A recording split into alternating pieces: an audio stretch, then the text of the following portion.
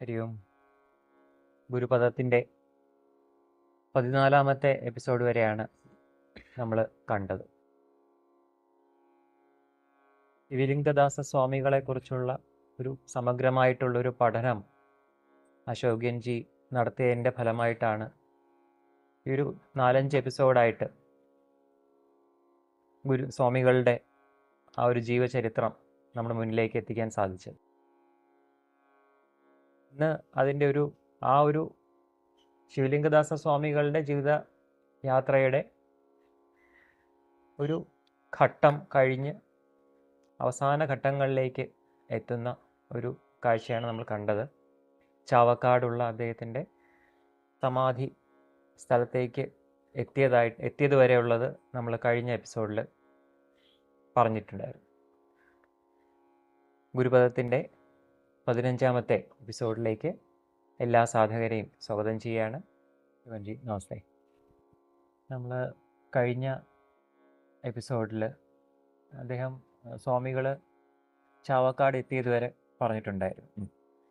അപ്പം ആ ഒരു കാലഘട്ടത്തെ അവിടുത്തെ ചാവക്കാടിലെ സാമൂഹിക പശ്ചാത്തലത്തെക്കുറിച്ച് അറിയാൻ താല്പര്യമുണ്ട്. യസ്യന കൽപ്പതേ സിദ്ധൈ പാദാംബുജരജോവല നാരായണയതീന്ദ്രായ തസ്മൈ ശ്രീ ഗുരവേ നമഃ. അവധൂത് ഗുരുപ്രസാദ്ജിക്കും ബാലുജിക്കും നമസ്കാരം. ഒപ്പം പ്രേക്ഷകർക്കും നമസ്കാരം. ചാവക്കാടിൻ്റെ സാമൂഹിക പശ്ചാത്തലം അറിയാൻ വേണ്ടി നമുക്ക് പഴയ അങ്ങാടിയിൽ നിന്നും കൂട്ടുങ്ങൽ അങ്ങാടി വരെ പോകേണ്ടി വരും. അപ്പോൾ അങ്ങ് എന്നോടൊപ്പം ഉണ്ടെങ്കിൽ നമുക്ക് ആ രസാവകമായ യാത്ര നടത്താം. പഴയ അങ്ങാടി എന്ന് പറയുമ്പോൾ അത് തിരുവനന്തപുരം, അതായത് കേരളത്തിൻ്റെ തലസ്ഥാനമായ തിരുവനന്തപുരത്തൊരു പഴയ അങ്ങാടി ഉണ്ടായിരുന്നു. അതിന്നാർക്കും അറിയില്ല. പക്ഷേ അതിൻ്റെ പുതിയ പേര് പഴവങ്ങാടി എന്നാണ്. അവിടെ നിന്ന് നമ്മൾ യാത്ര ചെയ്ത് കേരളത്തിൻ്റെ സാംസ്കാരിക തലസ്ഥാനമായ തൃശ്ശൂരെത്തുമ്പോൾ അവിടെ ഒരു കൂട്ടുങ്ങൽ അങ്ങാടിയുണ്ട്. അതുവരെയുള്ള ആ രസാവകമായ യാത്ര നമുക്കൊന്ന് പോകാം. ഈ പഴയ അങ്ങാടി എന്ന് പറയുമ്പോൾ ഞാൻ കഴിഞ്ഞ പ്രാവശ്യം സന്ദേശകാവ്യങ്ങളെക്കുറിച്ച് പറഞ്ഞു. 13ാം നൂറ്റാണ്ടിൽ മലയാളത്തിലുള്ള ഒരു സന്ദേശകാവ്യമാണ് അനന്തപുരി സന്ദേശകാവ്യം. അനന്തപുരി സന്ദേശകാവ്യം അത് ആരാണ് എഴുതിയെന്ന് ഇന്ന് വരെ അറിയില്ല. പക്ഷെ അതിൽ ചാലക്കമ്പോളത്തെക്കുറിച്ചും പത്മനാഭസ്വാമിയെക്കുറിച്ചും വളരെ, പിന്നെ കാന്തല്ലൂർ സർവകലാശാല, നമുക്കൊരു സർവകലാശാല ഉണ്ടായിരുന്നു, കാന്തല്ലൂർ സർവകലാശാലയെക്കുറിച്ചൊക്കെ വളരെ മനോഹരമായ രീതിയിൽ അതിൽ വർണ്ണിക്കുന്നുണ്ട്. അതിനുശേഷം എന്തോ കാരണങ്ങൾ കൊണ്ട് പഴയ അങ്ങാടി പറഞ്ഞു കുറേ കടകൾ അവിടെ നിന്ന് മാറിയത് കൊണ്ടോ ആണെന്ന് അറിയില്ല, പഴവങ്ങാടി ആയി. ഇപ്പം നമ്മൾ അവിടെ നിന്നും നേരെ തൃശ്ശൂർ പോകുമ്പോൾ ആ തൃശ്ശൂരിൻ്റെ പേര്, തിരുവനന്തപുരത്തിൻ്റെ പേര് അനന്തപുരി എന്നായിരുന്നു. അത് ബഹുമാനമായിട്ട് ചേർത്ത് തിരുകൂടെ ചേർത്ത് തിരുവനന്തപുരമായി. തൃശ്ശൂർ പോകുമ്പോൾ തൃശ്ശൂരിൻ്റെ പേര് തൃശ്ശിവപ്പേരൂർ എന്നായിരുന്നു. ഈ തൃശ്ശിവപ്പേരൂർ എന്ന് പറയുമ്പോൾ നമ്മുടെ കേരളത്തിൽ 32 ഗ്രാമങ്ങളെക്കുറിച്ച് നമ്മൾ ഇതിനോടനുബന്ധിച്ച് തന്നെ ഏതോ ഒരു സത്സംഗത്തിൽ പറഞ്ഞിരുന്നു. 32 ഗ്രാമങ്ങളുണ്ടെന്ന്. ആ 32 ഗ്രാമങ്ങളിൽ ഒരു ഗ്രാമമാണ് തൃശ്ശിവപ്പേരൂർ. ഈ തൃശ്ശിവപ്പേരൂർ എന്ന് പറയുന്ന ആ അതിമനോഹരമായ ഗ്രാമത്തിൽ ഒരു മൈതാനമുണ്ട്, തേക്കിൻകാട് മൈതാനം. ആ തേക്കിൻകാട് മൈതാനത്തിൻ്റെ ഒത്ത നടുവിലായിട്ട് ഒരു അതിമനോഹരമായ ക്ഷേത്രമുണ്ട്, വടക്കുംനാഥ ക്ഷേത്രം. ആ വടക്കുംനാഥ ക്ഷേത്രത്തിൻ്റെ സമീപ പ്രദേശങ്ങളെ, ഒരേ ചുറ്റളവിലുള്ള പ്രദേശങ്ങളെയാണ് നമ്മൾ ഇന്ന് പറയുന്ന തൃശ്ശൂർ, അതായത് തൃശ്ശിവപ്പേരൂർ. ആ വടക്കുംനാഥ ക്ഷേത്രത്തിൻ്റെ അവിടെ നിന്ന് ഏത് ഭാഗത്തേക്ക് നമ്മൾ അളന്നു നോക്കിയാലും ആ ക്ഷേത്രം നടുവിലാണ് ഇരിക്കുന്നതെന്ന് നമുക്ക് കാണാം. പക്ഷേ ഇന്ന് അതിന് കുറച്ച് മാറ്റങ്ങൾ വന്നിരിക്കാം. എങ്ങനെയെന്ന് ചോദിച്ചു കഴിഞ്ഞാൽ പഴയ പല സ്ഥലങ്ങളും അങ്ങോട്ടും ഇങ്ങോട്ടും ജില്ലകൾ രൂപാന്തരപ്പെട്ടപ്പോൾ അങ്ങോട്ടും ഇങ്ങോട്ടും മാറ്റിയിട്ടുണ്ട്. ഇപ്പം നമ്മളിപ്പോൾ നിൽക്കുന്നത് ഒരു സംസ്ഥാനത്താണ്, അതായത് കൊച്ചി സംസ്ഥാനത്താണ്. ഈ കൊച്ചി സംസ്ഥാനത്തിൻ്റെ പ്രത്യേകതകളിലേക്ക് നമുക്കൊന്ന് പോകാം. ആദ്യമായിട്ട് ഇതിൻ്റെ അതിരാണ് നമ്മൾ നോക്കേണ്ടത്. തൃശ്ശിവപ്പേരൂരിൻ്റെ കിഴക്ക് ഭാഗത്ത് സ്ഥിതി ചെയ്യുന്നത് പാലക്കാട് ജില്ലയാണ്. ഇന്നത്തെ പാലക്കാട്, അന്നും പാലക്കാട് എന്ന് തന്നെയാണ് പേര്, പാലക്കാട് ജില്ലയാണ്. പക്ഷേ അതിൻ്റെ ഒരു ചെറിയൊരു ഭാഗം തൊട്ടടുത്ത അയൽ സംസ്ഥാനവുമായിട്ട് തമിഴ്നാടുമായിട്ട് പങ്കിടുന്നു. വടക്ക് ഭാഗത്ത് പൂർണ്ണമായും പാലക്കാട് ജില്ല, കിഴക്ക് എറണാകുളത്താണല്ലോ കൊടുങ്ങല്ലൂർ ദേവീക്ഷേത്രം. കൊടുങ്ങല്ലൂരുമായിട്ട് ഇതിന് വലിയ ബന്ധമുണ്ട് ഈ തൃശ്ശൂർ ജില്ലയ്ക്ക്. ചരിത്രം പറഞ്ഞാൽ നമുക്ക് അങ്ങ് പോകേണ്ടി വരും, അതുകൊണ്ട് അങ്ങോട്ട് കിടക്കുന്നില്ല. ഇങ്ങോട്ട് തെക്ക് നമ്മുടെ എറണാകുളമാണ്. ഇനി ഉള്ളത് പടിഞ്ഞാറ് അറബിക്കടലാണ്. ഇത്ര മനോഹരമായ ഒരു പ്രദേശമാണ് തൃശ്ശൂർ. ഈ തൃശ്ശൂർ ഭാഗത്ത് പല സമയത്ത് പല ഭരണകർത്താക്കൾ ഇവിടെ എത്തിച്ചേർന്നിട്ടുണ്ട്. ഒരു ഭരണത്തിൻ്റെ കീഴിൽ തുടർച്ചയായിട്ടായിരുന്നില്ല. വിദേശാധിപത്യം, നമ്മുടെ കേരളത്തിൽ വിദേശാധിപത്യം ഉണ്ടായിരുന്നല്ലോ, അത് കേരളം ആണ്. അന്ന് കൊച്ചിയും കൂടെ, കേരളത്തിൽ ഇന്ന് കൊച്ചിയും കൂടെ ഉണ്ട്. അന്ന് കൊച്ചിയിൽ സംസ്ഥാനമായിരുന്നു, അവിടെയും വിദേശാധിപത്യം ഉണ്ടായിരുന്നു. ആദ്യമായിട്ട് നമ്മൾ നോക്കുമ്പോൾ ഒന്നാം ചേര സാമ്രാജ്യവും രണ്ടാം ചേര സാമ്രാജ്യവും ഇവിടെയാണ് ഭരണം നടത്തിയിരുന്നത്. അതായത് അങ്ങേക്കറിയാം, ദക്ഷിണേന്ത്യ മുഴുവൻ ചേര, ചോള, പാണ്ഡവ, പല്ലവ രാജാക്കന്മാർ, 4 വംശത്തിലെ രാജാക്കന്മാരാണ്.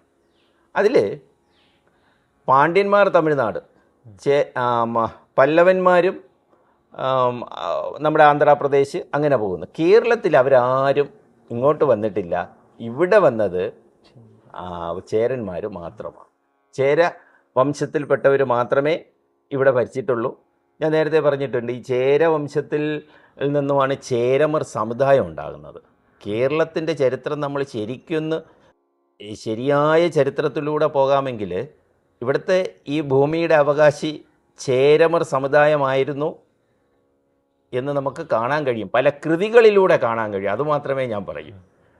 പല കൃതികൾ വായിക്കുമ്പോൾ നമുക്ക് രാമചരിതം മുതലുള്ള കൃതികൾ വായിക്കുമ്പോൾ അവരാണെന്ന് നമുക്ക് കാണാൻ കഴിയുന്നു. കൃതി ഒരു പരിധി വരെ ചരിത്രത്തിൻ്റെ ഭാഗമാണ്, ഒരു പരിധി വരെ എന്ന് മാത്രമേ പറയാൻ പറ്റൂ. ഇവർ രണ്ടുപേരും ഈ ഒന്നാം രണ്ടാം ചേര സാമ്രാജ്യങ്ങളുടെ തലസ്ഥാന നഗരി എന്ന് പറയുന്നത് കൊടുങ്ങല്ലൂരായിരുന്നു. അത് കഴിഞ്ഞിട്ട് 15-ാം ശതകമായപ്പോഴത്തേക്കും ഇവിടെ ഒരു ബ്രാഹ്മണ ആധിപത്യം ഉണ്ടായി. അത് എല്ലാ ചരിത്രകാരന്മാരും പറയുന്നുണ്ട്. 15-ാം ശതകത്തിൽ ബ്രാഹ്മണ ആധിപത്യം എല്ലാവരും പറയുന്നുണ്ട്. 1498 പോർച്ചുഗീസുകാർ ഇവിടെ കോഴിക്കോട് കാപ്പാടെന്ന് പറയുന്ന സ്ഥലത്ത് എത്തുന്നത്. 1504 ആയപ്പോഴത്തേക്കും, അതായത് ഏതാണ്ട് 5 വർഷമായപ്പോഴത്തേക്കും അവർ ഈ പ്രദേശത്തെ കൈയടക്കി. ഈ കൊച്ചി നഗരത്തെ അവർ കൈയടക്കി. കൊച്ചി നഗരത്തെ കൈയടക്കി എന്ന് പറയുമ്പോൾ പിന്നെ അവരിവിടെ ചെയ്തതെല്ലാം ഗുണ്ടായിസമാണ്. പലർക്കും അറിഞ്ഞുകൂടാത്ത ഒരു ഭാഗമെന്ന് വെച്ചാൽ ക്ഷേത്രങ്ങളെ ഇവർ അടിച്ച് തകർത്തു. ബ്രാഹ്മണ സമുദായത്തെ നിർബന്ധപൂർവമായി മതപരിവർത്തനത്തിന് വിധേയമാക്കി. ആദ്യം അവർ ബ്രാഹ്മണ സമുദായത്തെയാണ് ഇതൊന്നും നമ്മുടെ ചരിത്രത്തിലധികം പറയുന്നില്ല. വളരെയധികം നിർബന്ധപൂർവം എന്ന് വെച്ച് കഴിഞ്ഞാൽ അതിന് മറ്റൊരു മൃഗീയപൂർവം എന്ന് പറയുന്നതായിരിക്കും കുറച്ചുകൂടെ നല്ലത്. നമ്മളിന്നറിയപ്പെടുന്ന വാസ്കോഡി ഗാമ എന്ന് പറയുന്ന വിശേഷണ പദം ഞാൻ പറയാൻ ഉദ്ദേശിക്കുന്നില്ല. ഈ വാസ്കോഡി ഗാമ എന്ന് പറയുന്ന ആ ക്രൂരൻ എന്തിനെല്ലാം നേതൃത്വം കൊടുത്തു എന്നറിഞ്ഞു കഴിഞ്ഞാൽ ഈ ക്രിസ്തു മതത്തെ പോലും ആൾക്കാർ വെറുത്തു പോകും. ഒരുപക്ഷേ എൻ്റെ സ്വന്തം നിഗമനമെന്ന് പറയുന്നത്, ക്രിസ്തുദേവൻ അന്ന് ഉയർത്തെഴുന്നേറ്റ് വന്നിരുന്നുവെങ്കിൽ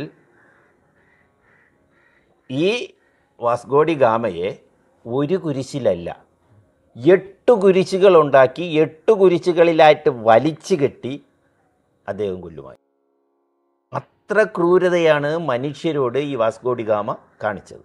ആ വാസ്കോഡിഗാമ കഴിഞ്ഞിട്ട് അടുത്ത 17-ാം നൂറ്റാണ്ട് ആയപ്പോഴത്തേക്കും 17-ാം നൂറ്റാണ്ട് വരെ 15-ൽ വന്ന 17-ാം നൂറ്റാണ്ട് വരെ അവരുടെ ആധിപത്യം ഉണ്ടായിരുന്നു. ടച്ചുകാർ വന്ന് പിന്നെ അവർ ഈ വലിയ കുഴപ്പങ്ങളില്ലാത്ത വലിയ മതപരിവർത്തനത്തിനൊന്നും വലിയ പ്രാധാന്യം കൊടുത്തിട്ടില്ല. പക്ഷെ അവിടെ നമ്മൾ ഒരു കാര്യം ചിന്തിക്കേണ്ടത്, ഒരു കാലത്ത് ലോകം മുഴുവനും ഇംഗ്ലീഷുകാരുടെയും ഡച്ചുകാരുടെയും അധീനതയിലായിരുന്നു. എന്തുകൊണ്ട് ഈ അധീനത വന്നു എന്ന് ഈ ശ്രോതാക്കൾ കൂടെ ഒന്ന് അറിഞ്ഞിരിക്കട്ടെ. അതായത് അക്കാലത്ത് നമ്മുടെ മാർപ്പാപ്പ, അതായത് ക്രിസ്തു മതത്തിൻ്റെ സമുന്നതനായ നേതാവ്, അന്ന് ഈ കാണുന്ന ക്രിസ്തു മതത്തിൻ്റെ കഷ്ണങ്ങളൊന്നും ഇല്ലായിരുന്നു. ക്രിസ്തു മതം ഒരൊറ്റ കത്തോലിക്ക, ആ കത്തോലിക്ക വിഭാഗക്കാർ മാത്രമേ ഉള്ളൂ. പിന്നീടാണ് 17-ാം നൂറ്റാണ്ടൊക്കെ വന്നപ്പോഴാണ് CSIയും അവരും ഇവരുമൊക്കെ ഇങ്ങനെ ഓരോരോ കഷ്ണങ്ങളായിട്ട് അതിന് ശേഷമാണ് ഇങ്ങനെ പോകുന്നത്. അന്ന് ഈ കത്തോലിക്ക വിഭാഗക്കാർ മാത്രം ഉണ്ടായിരുന്ന ആ കാലഘട്ടത്തിൽ ഈ ഇംഗ്ലീഷുകാർക്കും ഡച്ചുകാർക്കും ഒരു തോന്നലുണ്ട്, മാർപ്പാപ്പയ്ക്ക് ശ്രേഷ്ഠമായ സമ്മാനങ്ങൾ കൊണ്ട് കൊടുക്കണം. അതായത് അതിൻ്റെ വിലയല്ല, മൂല്യമല്ല, നല്ല വിലപിടിപ്പുള്ള സാധനങ്ങൾ കൊണ്ട് കൊടുക്കണം. പക്ഷെ വേറെ ഒരിടത്തും ഇല്ലാത്തതായിരിക്കണം. നമ്മൾ വിലപിടിപ്പുള്ളതല്ല, മൂല്യാധിഷ്ഠിതമായ. ഇപ്പോൾ പല സാധനങ്ങൾക്കും ഞാൻ പറഞ്ഞ ഇത് മനസ്സിലായല്ലോ. അതായത് ചില വലിയ വിലയുള്ള ആരും കൊടുക്കാത്ത സമ്മാനങ്ങൾ കൊണ്ടുപോകും. അങ്ങനെയുള്ള ഇവരുടെ പടയോട്ടം മറ്റ് ദേശങ്ങളിലേക്ക് പോയി. അങ്ങനെയാണ് ഇന്ത്യയിലും അവർ വരുന്നത്. ഇവർ രണ്ടുപേരും വരുന്നത്. ആദ്യം ഡച്ചുകാർ വന്നു, രണ്ടാമത് ഇംഗ്ലീഷുകാർ വന്നു. ഡച്ചുകാർ വന്ന് ഇവിടുത്തെ വിശേഷമായ കേരളത്തിൻ്റെ ഭോജനങ്ങളെല്ലാം അവിടെ കൊണ്ട് കൊടുത്തു, കുരുമുളക് ഉൾപ്പെടെയുള്ള. അപ്പോൾ അതാരറിഞ്ഞു? ഇംഗ്ലീഷുകാർ അറിഞ്ഞു. അവരിങ്ങോട്ട് വന്നു. ഈ ചരിത്രത്തിൻ്റെ ഏടുകളൊന്നും നമുക്ക് പഠിക്കാൻ പാഠപുസ്തകത്തിലില്ല. അതെന്തുകൊണ്ടാണെന്ന് എനിക്ക് ഇതുവരെക്കും അറിഞ്ഞുകൂടാ. എന്തായാലും അതിലേക്ക് ഞാൻ വീണ്ടും കടക്കുന്നില്ല. അത് കഴിഞ്ഞിട്ട് വളരെ ഇന്ന് രാഷ്ട്രീയ പാർട്ടികൾ സംസ്കാര സമ്പന്നൻ എന്ന് പറയുന്ന ടിപ്പു സുൽത്താൻ്റെ വരവാണ് കേരളത്തിലേക്ക്. അപ്പോൾ അദ്ദേഹം ഈ ദക്ഷിണ ഭാഗത്തെ കേരളത്തിൻ്റെ, അതായത് തിരുവിതാംകൂറിലേക്ക് കടക്കാൻ കഴിഞ്ഞില്ല, കൊച്ചി സംസ്ഥാനം വരെ വന്നു. കൊച്ചി സംസ്ഥാനത്ത് വന്നിട്ട് അദ്ദേഹം ചെയ്ത ഏറ്റവും വലിയ ഒരു വാക്ക് തിരിച്ചെടുക്കട്ടെ, അയാൾ ചെയ്ത ഏറ്റവും വലിയ വൃത്തികേടെന്ന് പറയുന്നത് നമ്മുടെ വടക്കുംനാഥ ക്ഷേത്ര സങ്കേതത്തെ അദ്ദേഹം ആയുധപ്പുരയാക്കി, ക്ഷേത്ര സങ്കേതത്തെ സൈനിക താവളമാക്കി.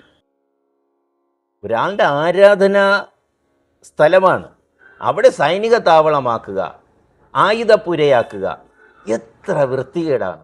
എന്നിട്ട് ഇവിടുത്തെ രാഷ്ട്രീയക്കാരൻ പറയുന്നത് എന്താണ്? അയാൾ ടിപ്പു സുൽത്താനെ പോലെ ഇവിടെ സാമൂഹ്യ പരിഷ്കർത്താവെന്നാണ് ചിലർ വാഴ്ത്തുന്നത്. അതായത് ഞാൻ എപ്പോഴും പറയാറുള്ള 25 രൂപ വിലയുള്ള ഒരു ചരിത്ര പുസ്തകം, അതായത് നല്ല രീതിയിൽ ചരിത്രം എഴുതിയിട്ടുള്ള ഒരു പുസ്തകം വാങ്ങിച്ചിട്ട് ഈ രാഷ്ട്രീയക്കാരന്മാർ പ്രസംഗിക്കാൻ വന്നിരുന്നുവെങ്കിൽ ഇത് ഇങ്ങനെ പറയില്ലായിരുന്നു. ശരി, ആ ചരിത്രവും നമുക്ക് അവിടെ നിൽക്കാം. അത് കഴിഞ്ഞിട്ട് നമുക്ക് ഈ 1750-62 കാലഘട്ടത്തിലാണ് കൊച്ചി സംസ്ഥാനം ശക്തൻ തമ്പുരാൻ്റെ കാലഘട്ടം. ആ ശക്തൻ തമ്പുരാൻ്റെ കാലഘട്ടം വന്നപ്പോൾ കൊച്ചി രാജ്യത്തിന് ഒരു കെട്ടുറപ്പുണ്ടായി. ആ കെട്ടുറപ്പിൽ നിന്നാണ് ഇന്ന് കാണുന്ന കൊച്ചി, അതായത് തൃശ്ശിവപ്പേരൂർ ഇങ്ങനെയെങ്കിലും നിൽക്കുന്നത്. അപ്പോഴത്തേക്കും ഇവിടുത്തെ ഭൂരിപക്ഷം ഹിന്ദുക്കളും മതം മാറി കഴിഞ്ഞിരുന്നു. അതിനു മുമ്പ് തന്നെ ഈ ക്രിസ്ത്യാനികൾ വന്ന് ഈ കൂട്ടക്കൊലകൾ, ഹിന്ദുവിനെ ഈ കൂട്ടക്കൊലകൾ നടത്തുന്നതിന് മുമ്പ് തന്നെ ആരും നടത്തിയിരുന്നു? മുസ്ലിം ഭരണാധികാരികളും നടത്തിയിരുന്നു. പക്ഷെ അവരന്നും ഈ ക്രിസ്ത്യാനികൾ ഒരിക്കലും മുസ്ലിങ്ങളെ ക്രൂരത കാണിച്ചിട്ടല്ല. അതാണ് അത് എന്താണ് എന്ന് എനിക്ക് ഇന്ന് വരെ മനസ്സിലായിട്ടില്ല. അവരോട് ക്രൂരത കാണിച്ചിട്ടില്ല. അവരും വന്ന് ക്രൂരത കാണിക്കുന്നത് ഹിന്ദുവിനോട്, മറ്റവരും വന്ന് ക്രൂരത കാണിക്കുന്നത് ഹിന്ദുവിനോട്. ഇതിൻ്റെ മനഃശാസ്ത്രം എന്താണെന്ന് എനിക്ക് ഇന്ന് വരെ എത്ര ആലോചിച്ചിട്ടും മനസ്സിലാകാത്ത ഒരു കാര്യമാണ്. അപ്പോൾ ഈ കെട്ടുറപ്പ് വന്നതോടുകൂടി ഇവിടെ വ്യവസായം, കച്ചവടം മുതലായ കാര്യങ്ങൾക്ക് വേണ്ടി ആരെ കൊണ്ടുവന്നു? കുറച്ച് ക്രിസ്ത്യാനികളെ, അതായത് വ്യവസായ താല്പര്യമുള്ള, കച്ചവട താല്പര്യമുള്ള ക്രിസ്ത്യാനികളെ ഇവിടെ കൊണ്ടുവന്നു ശക്തൻ തമ്പുരാൻ. അപ്പം അങ്ങ് എന്നോടൊരു ചോദ്യം ചോദിക്കും, ആദ്യമേ അവരൊന്ന് കുറേ മതം മാറ്റി ആളെ എടുത്തല്ലോ. ആ മതം മാറ്റിയത് ആരാണ്? മതപ്രവർത്തകരാണ്. അവർ വീണ്ടും ആരായിട്ട് തന്നെ പോകുന്നു? മതപ്രവർത്തകരായിട്ട് തന്നെ പോകുന്നു. അതാണ് ഈ ഒരു മതത്തിൽ നിന്നും ഒരാളെ മാറ്റി കൊണ്ടുവന്നു കഴിഞ്ഞാൽ അയാളെ മുൻനിർത്തിയാണ് അടുത്ത ആളിനെ ചാക്കിടാൻ വേണ്ടി പോകുന്നത്. അപ്പം അവരെ ഈ വ്യവസായത്തിനോ കച്ചവടത്തിനോ കിട്ടില്ല. അവരെന്നും ആ പ്രവൃത്തിയിലേക്ക് തന്നെ പൊയ്ക്കൊണ്ടിരിക്കും. ഈ ഇദ്ദേഹം വന്നിട്ട് കച്ചവടത്തിനും വ്യവസായത്തിനും വേണ്ടി കുറച്ച് ആൾക്കാരെ ഇവിടെ കൊണ്ടുവന്നു. അങ്ങനെ അവർ കച്ചവടത്തിലൂടെയും വ്യവസായത്തിലൂടെയും തൃശ്ശിവപ്പേരൂർ എന്ന സ്ഥലം അവർ കൈയടക്കി. അവരുടെ അവരെ ഇവിടെ കൊണ്ടുവരുമ്പോഴത്തേക്കും പള്ളി, ഇന്നും നമ്മളിപ്പോൾ ചാവക്കാടൊക്കെ അടിച്ചു കഴിഞ്ഞാൽ അതിൽ ആദ്യം കാണുന്നത് വലിയ വലിയ പള്ളികളാണ്. അവിടുത്തെ ആ പള്ളികളേക്കാൾ വലിയ ക്ഷേത്രങ്ങളൊക്കെ ഉണ്ട്. അതൊന്നും ചരിത്രത്തിൻ്റെ ഭാഗം ആകുന്നില്ല, എന്താണെന്ന് അറിയുന്നില്ല. അതാണ്. അപ്പം നമ്മളിപ്പോൾ തൃശ്ശൂർ നിൽക്കുകയാണ്. ഇനി നമുക്ക് കൂട്ടുങ്കൽ പോകണം. അപ്പോൾ കൂട്ടുങ്കൽ അങ്ങാടിയിൽ പോകുമ്പോൾ ഈ ശബ്ദം ആർക്കും അറിയില്ലായിരിക്കും. കൂട്ടുങ്കൽ അങ്ങാടി എന്ന പഴയ പേരെല്ലാവരും മറന്നിരിക്കും. ഇപ്പം അതിൻ്റെ യഥാർത്ഥ പേരെന്ന് പറയുന്നത്, പേരെന്ന് പറയുന്നത് ചാവക്കാട്. ഞാൻ വീട്ടിൽ ഇരുന്ന് കുറച്ച് ചിന്തിച്ചു. ഇന്നലെയല്ല, അവിടെ പോയപ്പോൾ മുതൽ ഞാൻ ചിന്തിക്കുകയാണ്, എന്തുകൊണ്ടാണ് ഈ സ്ഥലത്തിന് ചാവക്കാടെന്ന് പേര് വന്നത്? ഈ ഈ ഈ ഒരു ഒരു ഒരു ഒരു ആ പേരിനൊരു യോജിപ്പ് വരുന്നില്ല. കാര്യം അത് ഒരു പക്ഷേ ഞാൻ ഈ തിരുവനന്തപുരം ജില്ലക്കാരനായതുകൊണ്ടായിരിക്കാം എനിക്ക് അങ്ങനെ തോന്നുന്നത്. ഇവിടെ ആൾക്കാർ മരിച്ചുപോയ ആൾക്കാർ കൊളോക്കിയലിൽ പറയും ചാവുക എന്ന് പറയും. അതുകൊണ്ട് ഈ ചാവക്കാട് എൻ്റെ മനസ്സിൽ ഇങ്ങനെ കിടന്ന് കഴിഞ്ഞ കുറേ ദിവസം കൊണ്ട് ഈ വാക്ക് ഇങ്ങനെ കിടന്ന് എന്തൊക്കെ ഇതിൻ്റെ ചരിത്രത്തിലേക്ക് പോകണം. എന്നിട്ട് ഞാനൊരു നിഗമനത്തിലെത്തി. ചാവക്കാടിൻ്റെ വാക്ക് എങ്ങനെ വന്നിരിക്കുന്നു എന്ന് ഞാനൊരു നിഗമനത്തിലെത്തി. ആദ്യം ചരിത്രത്തിൻ്റെ നിഗമനങ്ങൾ പറയാം. ചരിത്രം പറയുന്നത് AD 1-ാം നൂറ്റാണ്ടിൽ സെയിൻറ്റ് തോമസ്, നമ്മൾ സെൻറ്റ് തോമസ് സെയിൻറ്റ് തോമസ് അഥവാ ചിലർ തോമാസ് ലീഹ എന്ന് പറയുന്നു. ഇദ്ദേഹം കൊടുങ്ങല്ലൂർ വഴി, അന്ന് കൊടുങ്ങല്ലൂർ ഒരു ജലഗതാഗതം ഉണ്ടായിരുന്നു. അതായത് കൊടുങ്ങല്ലൂർ മുതൽ കോഴിക്കോട് മുതൽ കൊടുങ്ങല്ലൂർ വരെ, കൊച്ചി സംസ്ഥാനത്തിലാണ് അന്ന് കൊടുങ്ങല്ലൂർ. രണ്ടും അടുത്തടുത്താണല്ലോ, വളരെ അടുത്താണ്. ഒരു 10 കിലോമീറ്ററിൻ്റെ അകലെ വരുമെന്നാണ് എനിക്ക് തോന്നുന്നത്. ചിലപ്പോൾ അത് 15 ആകാം. അത്ര ഒരു ജലഗതാഗത മാർഗം ഉണ്ടായിരുന്നു. അതുകൊണ്ടാണ് എല്ലാവരും ഇങ്ങോട്ട് കയറാനുള്ള ഒരു സാഹചര്യം വരുന്നത്. തോമാസ് ലീഗ ഇവിടെ എത്തി. ഇപ്പം തോമാസ് ലീഗ വന്ന് ഞാൻ പറഞ്ഞല്ലോ ഇവിടെ ബ്രാഹ്മണരുണ്ടായിരുന്നു. അപ്പോൾ ഈ ബ്രാഹ്മണരെ മതം മാറ്റി. അങ്ങനെ ബ്രാഹ്മണർ ആ ഗ്രാമത്തിന് ശാപം പിടിച്ച സ്ഥലം എന്നുള്ള രീതിയിൽ ശാപക്കാട് എന്ന് പേരിടുകയും തുടർന്ന് ഈ ശാപക്കാട് ശാവക്കാടാവുകയും ശാവക്കാടാകുകയും പിന്നെ ചാവക്കാടാകുകയും ചെയ്തു. പക്ഷേ ഈ തോമാസ് ലീഗ 1-ാം നൂറ്റാണ്ടിൽ ഇവിടെ വന്നു. ക്രിസ്തുവിൻ്റെ തിരോധാനത്തിന് ശേഷം, അല്ലെങ്കിൽ ഉയർത്തെഴുന്നേൽപ്പിന് ശേഷം, തിരോധാനത്തെ തുടർന്ന് ഉയർത്തെഴുന്നേൽപ്പുണ്ട്, അതിനുശേഷം ഇവിടെ വന്നു എന്ന് വിശ്വസിക്കാൻ പറ്റുന്ന രീതിയിലുള്ള ഒരു ചരിത്രവും ഇന്ന് ലഭ്യമല്ല. മനഃപൂർവ്വം എഴുതി വെച്ച ചരിത്രം ലഭ്യമാണ്.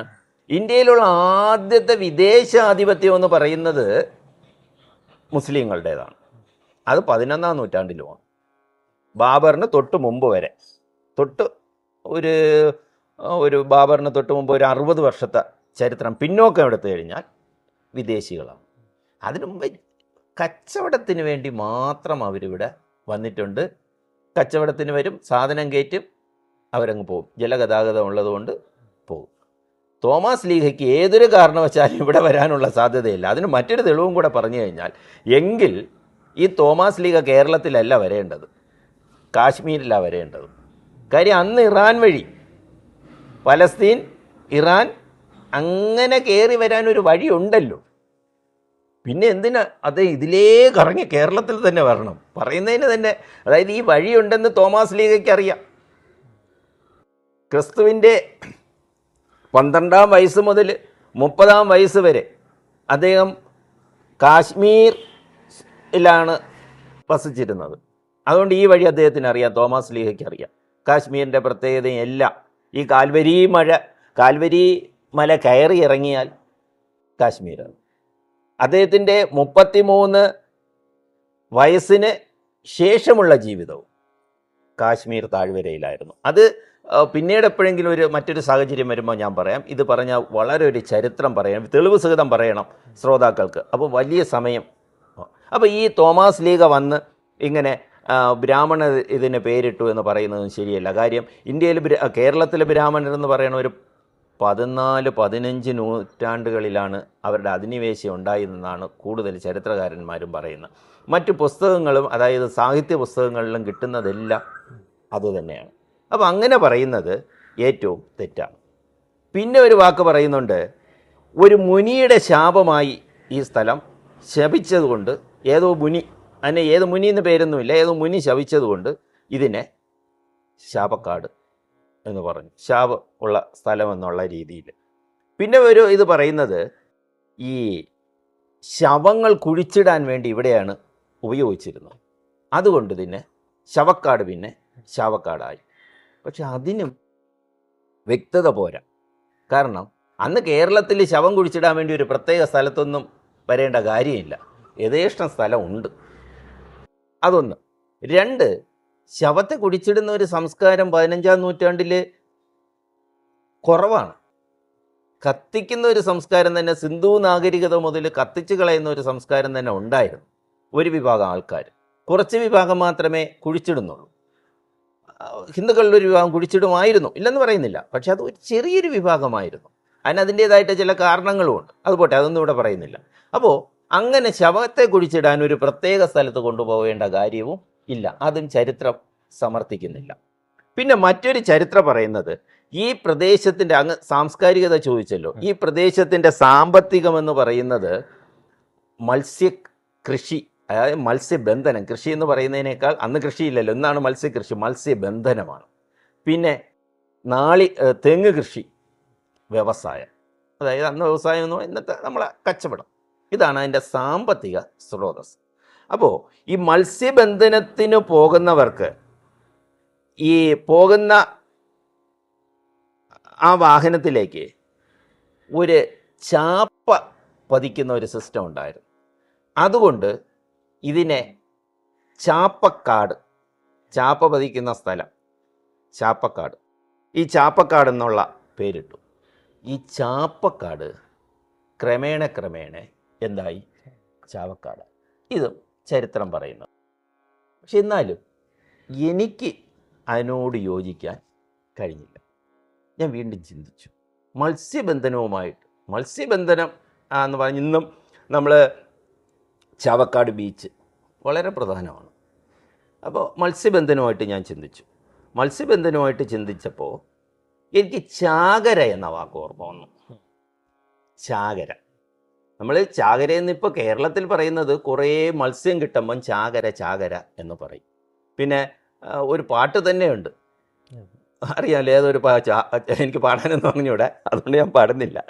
ചാകര എന്ന് പറഞ്ഞിട്ട്. അപ്പോൾ ആ പാട്ടിലും എടുത്ത് കാണിക്കുന്ന മത്സ്യം ഇങ്ങനെ വളരെയധികം കിട്ടുന്ന ഒരവസ്ഥയാണ് ചാകരയായിട്ട് കാണിക്കുന്നത്. എന്നാൽ അതല്ല ചാകര എന്ന് പറയുന്നത് അതല്ല. നമ്മുടെ കേരളത്തിൽ ഒരു പ്രത്യേക മാസം, അതായത് ഈ ജൂൺ മാസം തൊട്ട് തന്നെ എന്ന് പറയാം, ചിലപ്പോൾ അത് മെയ് മുതലാകാം, ഒരു 2-3 മാസക്കാലം മഴയുണ്ട്. ഈ മഴയും നദികൾ നിറഞ്ഞും ഇതെല്ലാം കടലിലേക്ക് പോകും. കടലിലേക്ക് പോകുമ്പോൾ ഇതെല്ലാം കടലിൻ്റെ കരയിലാണ് അടിയുന്നത്. ഇതിന് വളരെ ഫലഭൂഷ്ടമായ ഒരു മണ്ണാണ്.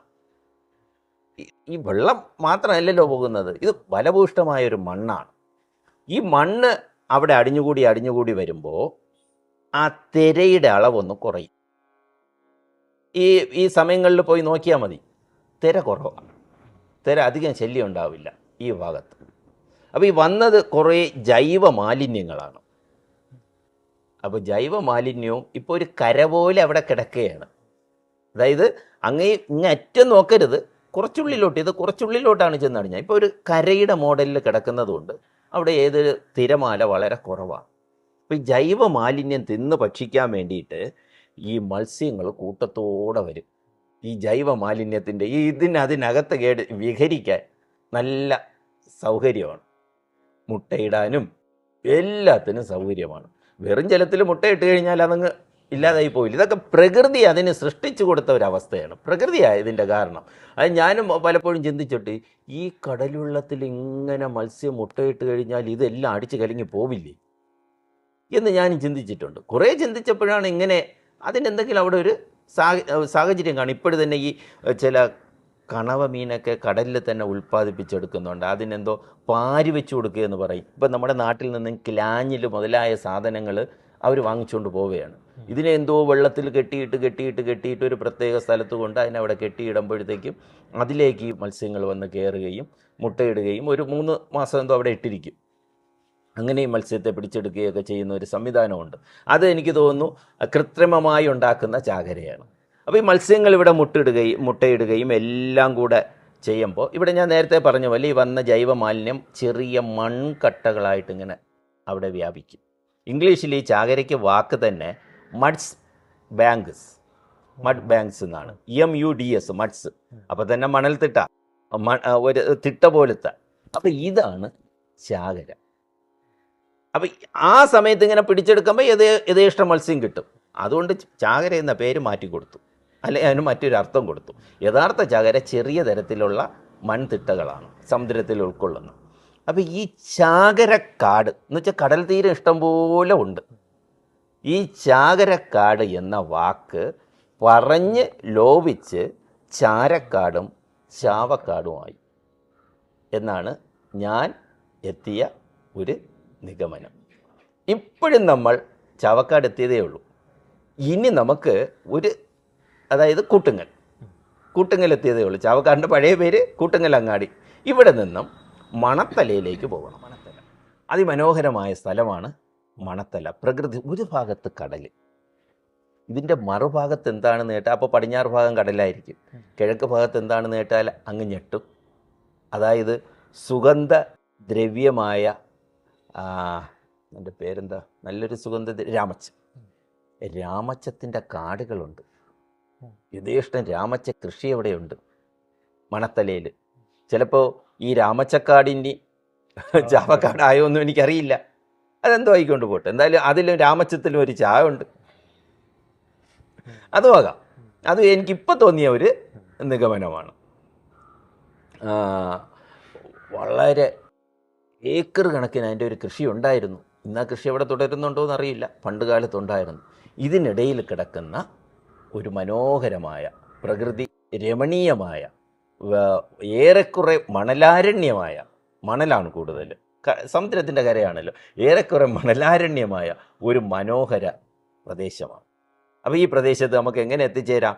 തൃശ്ശൂർ റെയിൽവേ സ്റ്റേഷനിൽ നിന്നും 49 കിലോമീറ്റർ സഞ്ചരിച്ചാൽ ഇവിടെ ചാവക്കാട് നമുക്ക് എത്തിച്ചേരാം, ചാകരക്കാടിൽ എത്തിച്ചേരാം, അല്ലെങ്കിൽ രാമച്ചക്കാടിൽ എത്തിച്ചേരാം. അവിടെ അല്ലെങ്കിൽ തൃശ്ശൂർ ശ്രീ ഗുരുവായൂരപ്പൻ്റെ അമ്പലത്തിൽ ദർശനം നടത്തി അവിടെ നിന്നൊരു 4 കിലോമീറ്റർ സഞ്ചരിച്ചാലും ചാവക്കാട്. അവിടെ നിന്ന് 4 കിലോമീറ്റർ സഞ്ചരിച്ച് കഴിഞ്ഞാൽ നമ്മൾ മണത്തലയിലെത്തും.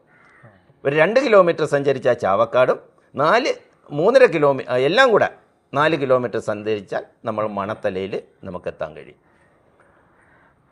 അപ്പോൾ ഈ രീതിയാണ് ഇതിൻ്റെ യാത്രാ സൗകര്യം. ട്രാഫിക് ജാമൊക്കെ ഇല്ലാത്ത വളരെ സുഗമമായി പോകാൻ കഴിയുന്ന ഒരു സ്ഥലമാണ് ഈ മണത്തല എന്ന് പറയുന്ന സ്ഥലം.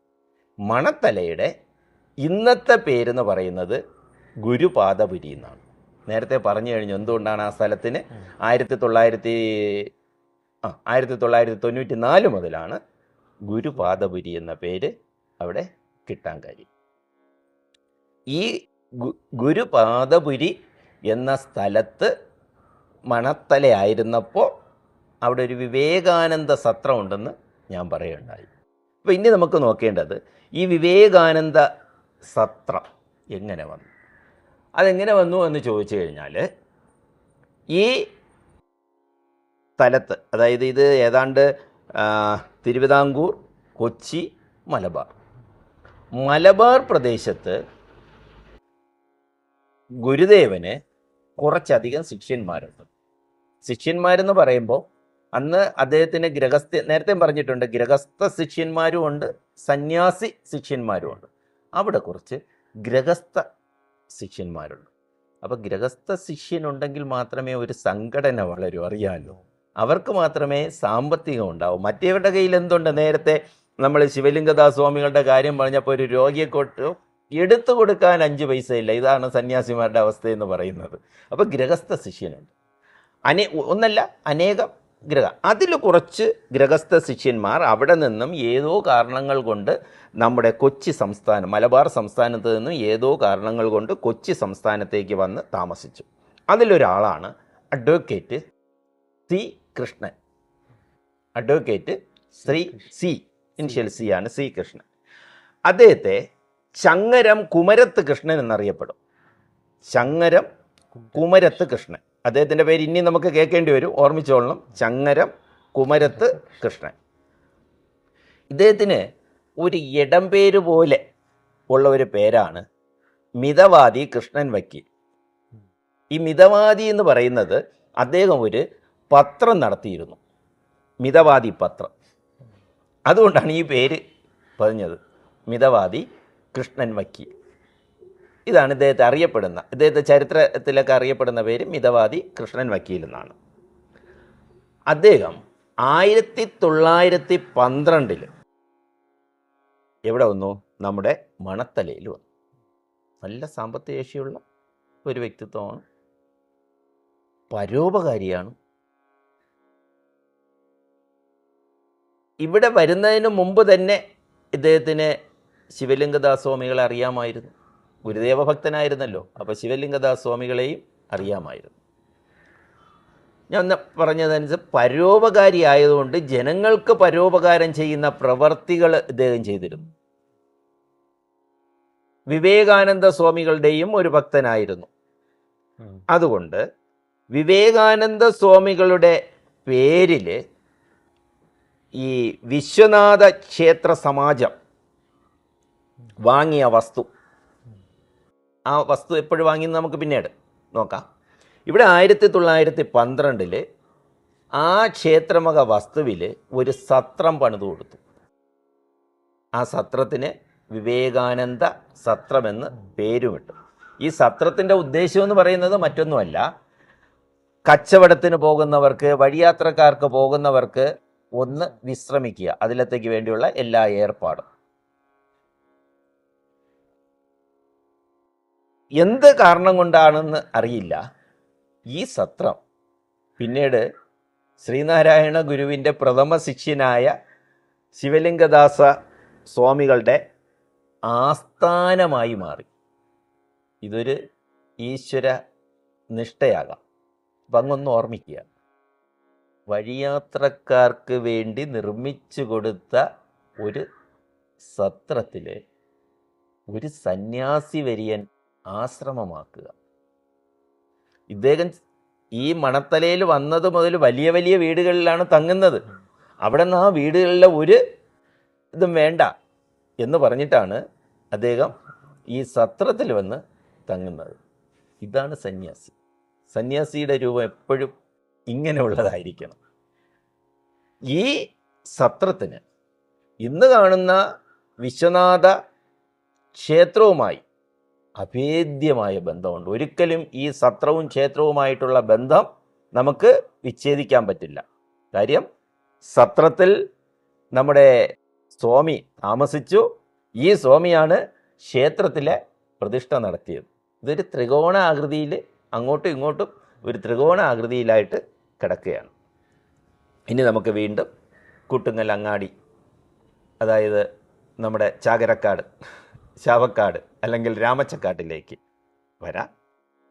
ഈ സ്ഥലത്ത് വിവിധ കാരണങ്ങൾ കൊണ്ട് വിദ്യാസമ്പന്നരും സമൂഹത്തിൽ ഉന്നത പദവികൾ വഹിച്ചിരുന്നതുമായ കുറച്ച് ആൾക്കാർ ഇവിടെ വന്ന് താമസിച്ചു. വിദ്യാസമ്പന്നരാണ്, സമൂഹത്തിൽ ഉന്നത പദവിയും അവർ വഹിച്ചിരുന്നു.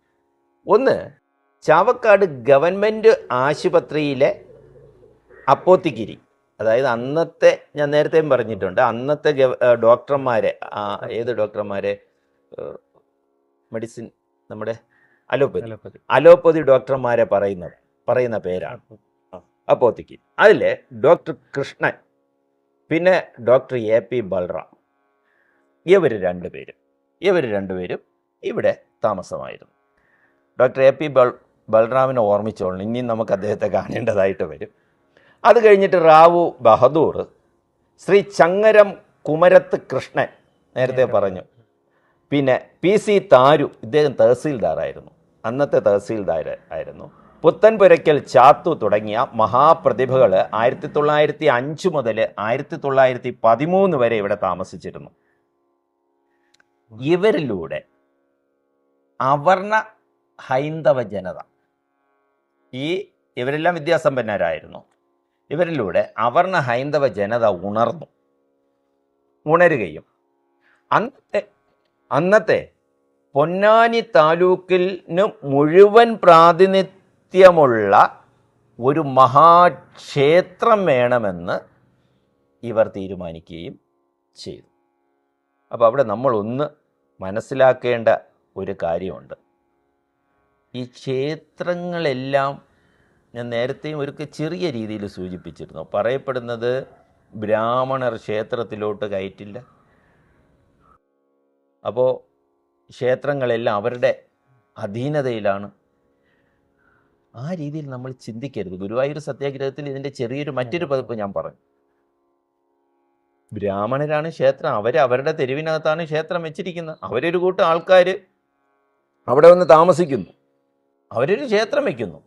ഞാൻ ഒരു കാര്യം പറയട്ടെ, ഒരു സംസ്കാരമുള്ള ഒരാളുടെ ഇടയിലേക്ക് വേറെ സംസ്കാരമുള്ള കുറേ ആൾക്കാർ വന്നാൽ എന്താ അവസ്ഥ? നമ്മളിപ്പോൾ ആധുനിക ഇന്ത്യയിൽ കാണുകയല്ലേ, നമ്മുടെ സംസ്കാരത്തിൻ്റെ ഇടയിലേക്ക് അനേകം പേർ കടന്നു കയറി.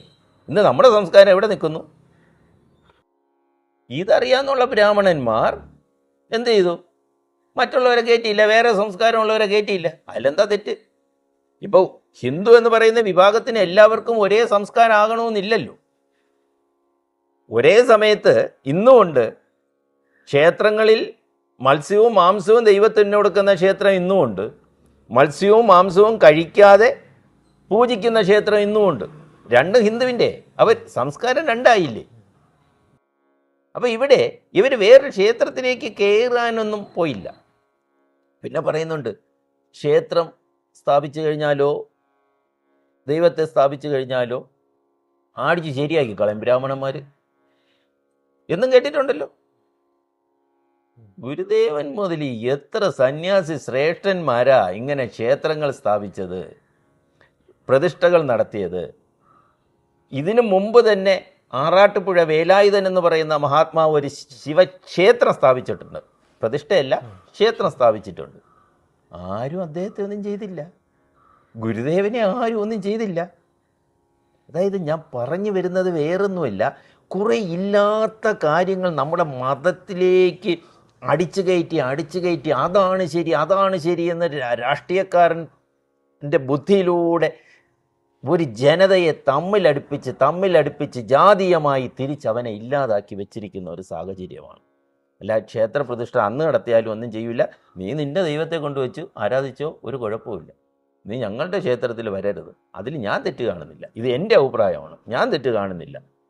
ഒരു സംസ്കാരം നിലനിൽക്കണം. ജാതി നിലനിൽക്കണമെന്ന് ഞാൻ പറയുന്നില്ല, ചില സംസ്കാരങ്ങൾ നിലനിൽക്കണം. ഇപ്പോൾ അങ്ങ് എവിടെയെങ്കിലും പോയി കഴിഞ്ഞാൽ ഒരു വെജിറ്റേറിയൻ ഹോട്ടലിൽ കയറും. അപ്പോൾ ഞാൻ എവിടെയെങ്കിലും പോയി കഴിഞ്ഞാൽ വെജിറ്റേറിയൻ ഹോട്ടലിൽ കയറണമെന്നില്ല.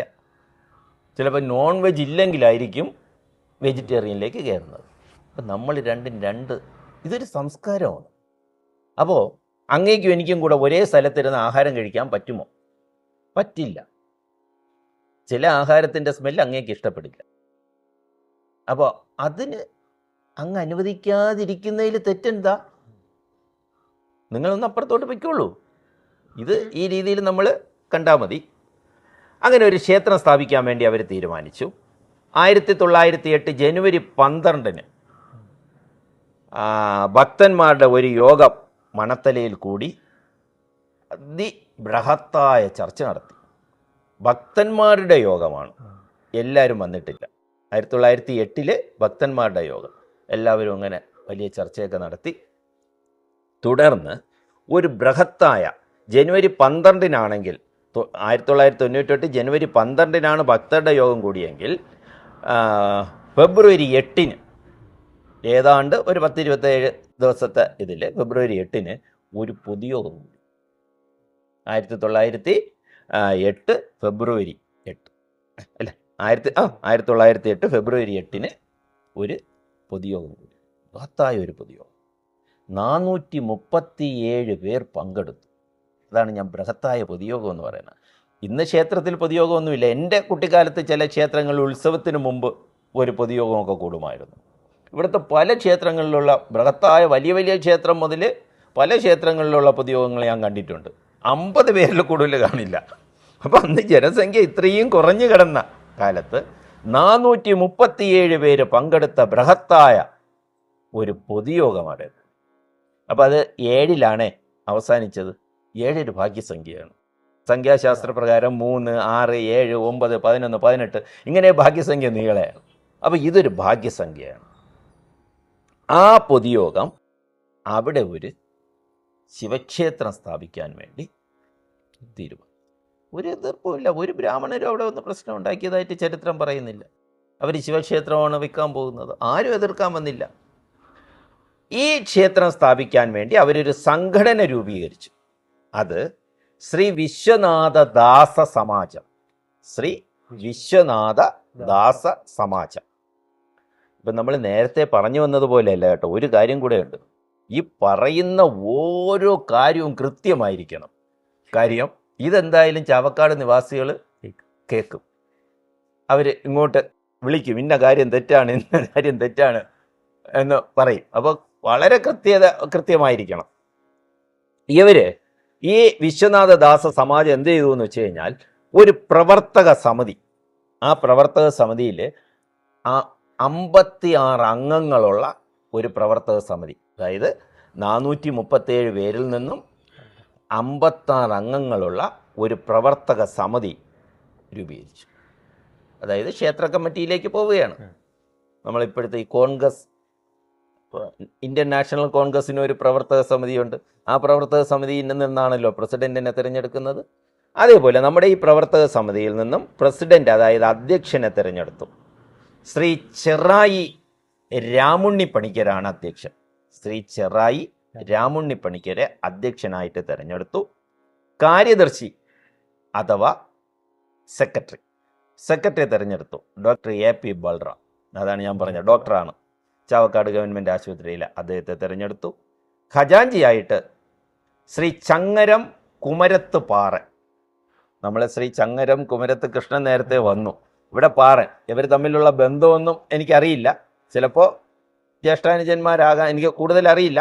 അല്ലെ ഞാൻ അനുജനെന്നൊന്നും പറയുന്നില്ല, അല്ലെങ്കിൽ ആ സ്ഥലവാസി എന്നിരുന്നോട്ടെ. ചങ്ങരം കുമരത്ത് പാറനെ ഖജാൻജിയായി, ട്രഷററായി തിരഞ്ഞെടുത്തു. ഈ സമയത്താണ് ഗുരുദേവൻ തലശ്ശേരി ജഗന്നാഥ ക്ഷേത്ര പ്രതിഷ്ഠയ്ക്കായിട്ട് വന്നത്. ഇപ്പോൾ തലശ്ശേരി, അത് ഞാൻ ഈ സ്ഥലങ്ങളെക്കുറിച്ച് ഇങ്ങനെ കേൾക്കുമ്പോൾ ചിലപ്പോൾ ഒക്കെ അതിൻ്റെ പിന്നാലെ ഒരു അന്വേഷണം നടത്തും. കുട്ടിക്കാലം എനിക്ക് ഒരിക്കൽ ഭാര്യയെ പരീക്ഷയ്ക്ക് കൊണ്ടുപോയത് കിനാശ്ശേരി, എനിക്ക് തോന്നുന്നു കണ്ണൂർ എവിടെയാണ്, ഇന്ന് ഓർമ്മിക്കുന്നില്ല, ഒരു 10-25 വർഷങ്ങൾക്ക് അപ്പുറത്താണ്. അത് കിനാശ്ശേരിയിലാണ് 25 ഒരു 23 വർഷത്തിനപ്പുറത്താണ്. അത് കിനാശ്ശേരിയിലാണ് കൊണ്ടുപോയത്. പിന്നെ ഞാൻ കുറച്ചു കാലം തമിഴ്നാട്ടിലെ വടശ്ശേരിയിൽ താമസിച്ചിരുന്നു. അതിൻ്റെ അപ്പുറത്തൊരു ഒഴുവനശ്ശേരിയുണ്ട്. അപ്പോൾ അവിടെയും ശേരിയുണ്ട്, ഇവിടെയും ശേരിയുണ്ട്, തലശ്ശേരി. അപ്പോൾ ഞാൻ അന്വേഷിച്ചപ്പോൾ എനിക്ക് കിട്ടിയത് പ്രദേശമെന്നാണ്. അതായത് നമ്മൾ ഇംഗ്ലീഷിലൊരു വാക്കുണ്ട് കോളനി. ഈ കോളനിയെ 2 പ്രകാരത്തിൽ നമ്മൾ പ്രയോഗിക്കും. ഇപ്പോൾ മദ്രാസിലൊക്കെ കോളനിയുണ്ട്. അത് കോളനി എന്ന് വെച്ചാൽ കൾച്ചറായ ആൾക്കാർ താമസിക്കുന്നത് ആ കോളനിയാണ്. അത് നമ്മൾ ബഹുമാനത്തോടെ പറയും. ഇനി നമ്മുടെ നാട്ടും പ്രദേശത്ത് എവിടെയെങ്കിലുമൊക്കെ കോളനി കാണും. അതെന്താ? കൾച്ചർലെസ്. അത് നമ്മളങ്ങനെ ധരിച്ചു വെച്ചിരിക്കുന്നതാണ്. കൾച്ചർ ലെസ്, ഇങ്ങനെയുള്ള ഇത് തന്നെയാണ് ഈ ചേരി. സംഘകാലത്ത് വളരെ കൾച്ചറായിട്ടുള്ള ആൾക്കാർ താമസിക്കുന്ന സ്ഥലത്തിനെ ചേരി എന്ന് പറഞ്ഞിരുന്നു. ചേരി തന്നെ സംസ്കൃതത്തിൽ ഷാ ഇല്ലാത്തത് കൊണ്ട് അത് ചേരി ആയതാണ്. ഇവിടെ പോണ്ടിച്ചേരിയുടെ പഴയ പേര് പുതുശ്ശേരി എന്നായിരുന്നല്ലോ. അവിടെ പോയി ആൾക്കാർ താമസിച്ചു. ക്രമേണ സംഘകാലം കഴിഞ്ഞിട്ട് ഈ വാക്കിൻ്റെ അർത്ഥം മാറിയിട്ട് എന്തായി എന്ന് ചോദിച്ചു കഴിഞ്ഞാൽ, ഈ ഗ്രാമത്തിൻ്റെ ഒരറ്റത്ത്, അതായത് കുറച്ചുകൂടെ പറഞ്ഞാൽ പട്ടണത്തിൻ്റെ പുറത്ത്, ആ പട്ടണത്തിൽ ജോലിക്ക് വരുന്ന ആൾക്കാർ വന്ന് താമസിക്കുന്ന ഇടതിങ്ങിയ സ്ഥലത്തിനെയും ശേരി എന്ന് പറഞ്ഞു. അതായത് ഞാൻ നേരത്തെ പറഞ്ഞില്ലേ കോളനി എന്ന വാക്ക്, അതേപോലെ ഇതിനെയും കണ്ടാൽ മതി. പിന്നെ ഇവിടെ തലശ്ശേരി എന്ന് വെച്ച് കഴിഞ്ഞാൽ ഒരു ഭരണപ്രദേശത്തിന്റെ അങ്ങേ അറ്റത്തുള്ള സ്ഥലം, അതാകാം ഈ തലശ്ശേരി. എങ്ങനെയാണെന്ന് അറിഞ്ഞൂടാ, ഞാൻ ഇത് ഇങ്ങനെ പറഞ്ഞു എന്നേ ഉള്ളൂ. ശ്രീ വിശ്വനാഥ ദാസ സമാജം ഇങ്ങനെ ക്ഷേത്രത്തിന് വേണ്ടിയുള്ള സാഹചര്യങ്ങളെല്ലാം ഒരുക്കിക്കൊണ്ടിരിക്കുന്ന സമയത്താണ് ഗുരുദേവൻ ജഗന്നാഥ ക്ഷേത്രം, തലശ്ശേരി ജഗന്നാഥ ക്ഷേത്രത്തിലേക്ക് വരുന്നതായിട്ടുള്ളതും അവിടെ ആ അറിവ് കിട്ടി, അവിടെ ഉണ്ട് എന്നും മനസ്സിലായി. അപ്പോൾ പ്രവർത്തക സമിതിയിലുള്ള കുറച്ച് ആൾക്കാർ, ഒന്ന് പ്രവർത്തക സമിതി സെക്രട്ടറിയായ രാമുണ്ണിപ്പണിക്കർ, പിന്നെ കാഞ്ഞിരപ്പറമ്പിൽ കോരപ്പൻ, വെട്ടുകാട്ടിൽ കുഞ്ഞിരാമൻ, ചുള്ളിപ്പറമ്പിൽ കറുപ്പൻ തുടങ്ങി കുറേ പ്രമുഖർ തന്നെ ഗുരുദേവനെ വിളിക്കാൻ വേണ്ടി നേരെ തലശ്ശേരിയിലേക്ക് പോവുകയാണ്. തലശ്ശേരിയിൽ പോയി എല്ലാ കാര്യങ്ങളും അവതരിപ്പിച്ച് ഗുരുദേവൻ പറഞ്ഞു, ഞാൻ വരട്ടെ, നോക്കിയിട്ട് എന്തൊക്കെയാണെന്ന് വെച്ചാൽ ചെയ്യാം. അങ്ങനെ ഗുരുദേവനോടെ വരെ. അപ്പം ഇതിനിടെ തന്നെ ക്ഷേത്രത്തിനാവശ്യമായ സ്ഥലം കണ്ടെത്തിയിരുന്നു. സ്ഥലമൊന്നുമില്ല, അപ്പോൾ ക്ഷേത്രത്തിനാവശ്യമായ സ്ഥലം കണ്ടെത്തിയിരുന്നു. അവർ വളരെയധികം സ്ഥലമാണ് വാങ്ങിയത്. അതായത് 5 ഏക്കർ 46 സെന്റ് ഭൂമി അവർ വില്ലത്തേക്കായിട്ട് വാങ്ങി. അപ്പോൾ ആ ഭൂമിയും കൂടെ നമുക്കൊന്ന് നോക്കാം. വളവൂർ തറവാട്ടിലെ കാരണവർ ശ്രീ കുഞ്ഞികൃഷ്ണൻ നായരുടെ പക്കൽ നിന്നുമാണ് ഈ ഭൂമി വാങ്ങുന്നത്. ഈ ഭൂമിക്ക് 1908 ഫെബ്രുവരി 13 വളരെ പെട്ടെന്ന് അല്ലേ, ഫെബ്രുവരി 8 ഇത് കമ്മിറ്റി 13 വാങ്ങുന്നു. 860 രൂപയ്ക്കാണ് ഇതിൻ്റെ കാര്യദർശി ഡോക്ടർ ബൽറാം അവറുകളുടെ പേരിൽ, AP ബൽറാം അവറിൻ്റെ പേരിൽ ജന്മന്തീറായി, അതാണ് ആ വാക്ക്, ഇങ്ങനെ ജന്മന്തീറായിട്ട് വാങ്ങി. ഒരുപക്ഷെ എനിക്ക് തോന്നുന്നു ഇന്നും അദ്ദേഹത്തിൻ്റെ പേരിലായിരിക്കും കരമൊക്കെ അടയ്ക്കുന്നതെന്നാണ് എനിക്ക് തോന്നുന്നത്. ഇങ്ങനെ മാറ്റിക്കഴിഞ്ഞാൽ ഓരോ വർഷവും സെക്രട്ടറിയുടെ പേരിന് മാറ്റിക്കൊണ്ടിരിക്കണ്ടേ. അങ്ങനെ കുറേ ഭൂമികളുണ്ട്. ഗുരുദേവൻ്റെ പേരിന് കരമടയ്ക്കുന്ന ഭൂമി ഇപ്പോഴും നമ്മുടെ നാട്ടിലുണ്ട്. കേരളക്കരയിൽ ഒട്ടുമിക്ക ഭൂമിയും ഗുരുദേവൻ്റെ പേരിലാണ് ഇപ്പോഴും കരം തീർത്തുകൊണ്ടിരിക്കുന്നത്. ഈ സ്ഥലത്തിന് യഥേഷ്ടം മുൾച്ചെടികളുണ്ട്. പിന്നെ വൃക്ഷങ്ങൾക്കും വള്ളികൾക്കും, അതായത് വൃക്ഷലതാദികൾക്കൊന്നും ഒരു കുറവുമില്ല.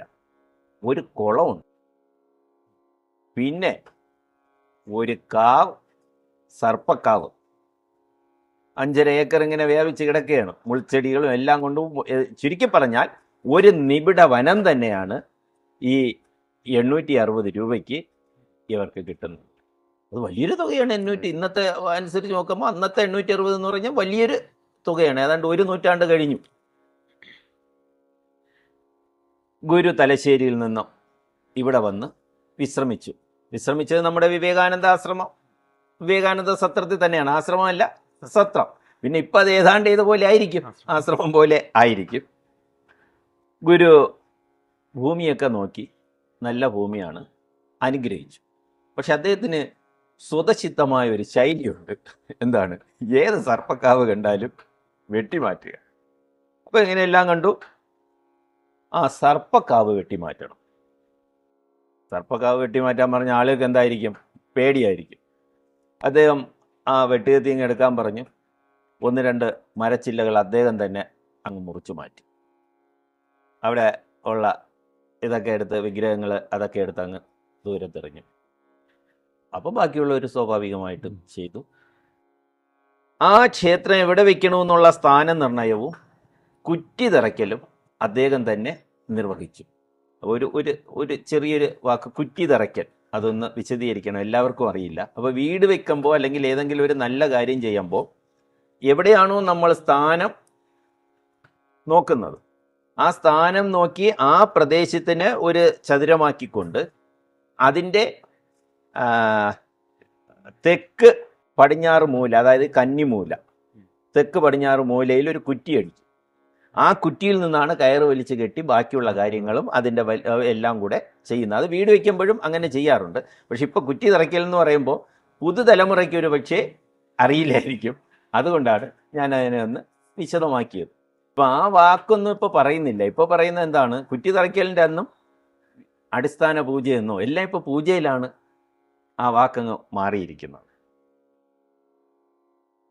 ഇവിടെ ഷടാധാര പ്രതിഷ്ഠ നടത്തുകയാണ്. അപ്പോൾ ഈ പ്രതിഷ്ഠ നടത്തുന്നതിന് മുമ്പ് ഞാനൊരു കാര്യം പറഞ്ഞോട്ടെ. ഞാനിപ്പോൾ അവിടെ പോയപ്പോൾ ഇങ്ങനെ സംസാരത്തിനിടയിൽ ഞാൻ പറഞ്ഞു, ഈ ക്ഷേത്രം ഗുരുദേവൻ പ്രതിഷ്ഠ ഗുരുദേവൻ്റേതാണോ? അല്ല, ഗുരുദേവൻ പ്രതിഷ്ഠ നടത്തിയിട്ടില്ല. പ്രതിഷ്ഠ നടത്തിയത് ശിവലിംഗദാസ് സ്വാമികളാണ്. ഇപ്പം ക്ഷേത്രത്തിൻ്റെ ചരിതം അറിയാമെന്നുള്ള എനിക്കൊരു ചെറിയൊരു സംശയം തോന്നി. കാര്യം ഞാൻ ക്ഷേത്രത്തിൽ പോകുമ്പോൾ ഏതാണ്ട് ഒരു ഐഡിയയുമായിട്ടാണ്. നമ്മൾ എവിടെയെങ്കിലും പോകുമ്പോൾ ഐഡിയ വേണമല്ലോ. ഗുരുദേവൻ്റെ കാലശേഷമാണ് ഈ ക്ഷേത്രം പൂർത്തിയായത്. ക്ഷമിക്കണം, അദ്ദേഹം സമാധിയായതിനു ശേഷം. കാലശേഷം എന്ന് പറഞ്ഞാലും കുഴപ്പമില്ല. സമാധിയായതിന് ശേഷമാണ് ഈ ക്ഷേത്രം പൂർത്തിയായത്. അതേപോലെ തന്നെ അതിനു മുമ്പ് തന്നെ ശിവലിംഗദാസ് സ്വാമികൾ സമാധിയായി. അദ്ദേഹം ഏതാണ്ട് 1 വർഷമേ അവിടെ ഉണ്ടായിരുന്നുള്ളൂ.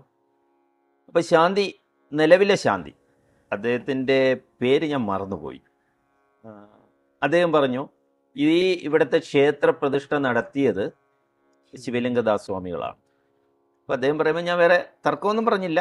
അതിനെക്കുറിച്ചൊരു അന്വേഷണം വേണം എന്ന് ഞാൻ മനസ്സിൽ ചിന്തിച്ചു.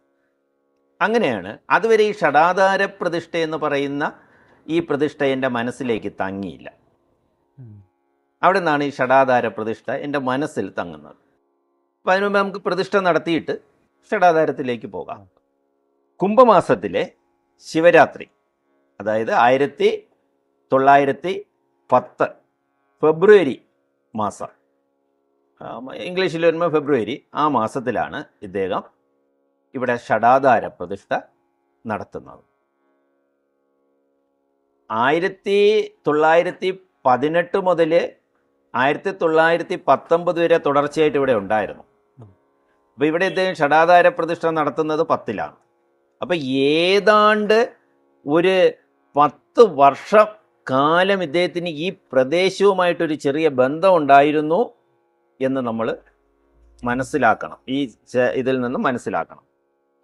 അതോടുകൂടി ക്ഷേത്ര നിർമ്മാണ പ്രവർത്തനങ്ങൾ സമാരംഭിച്ചു.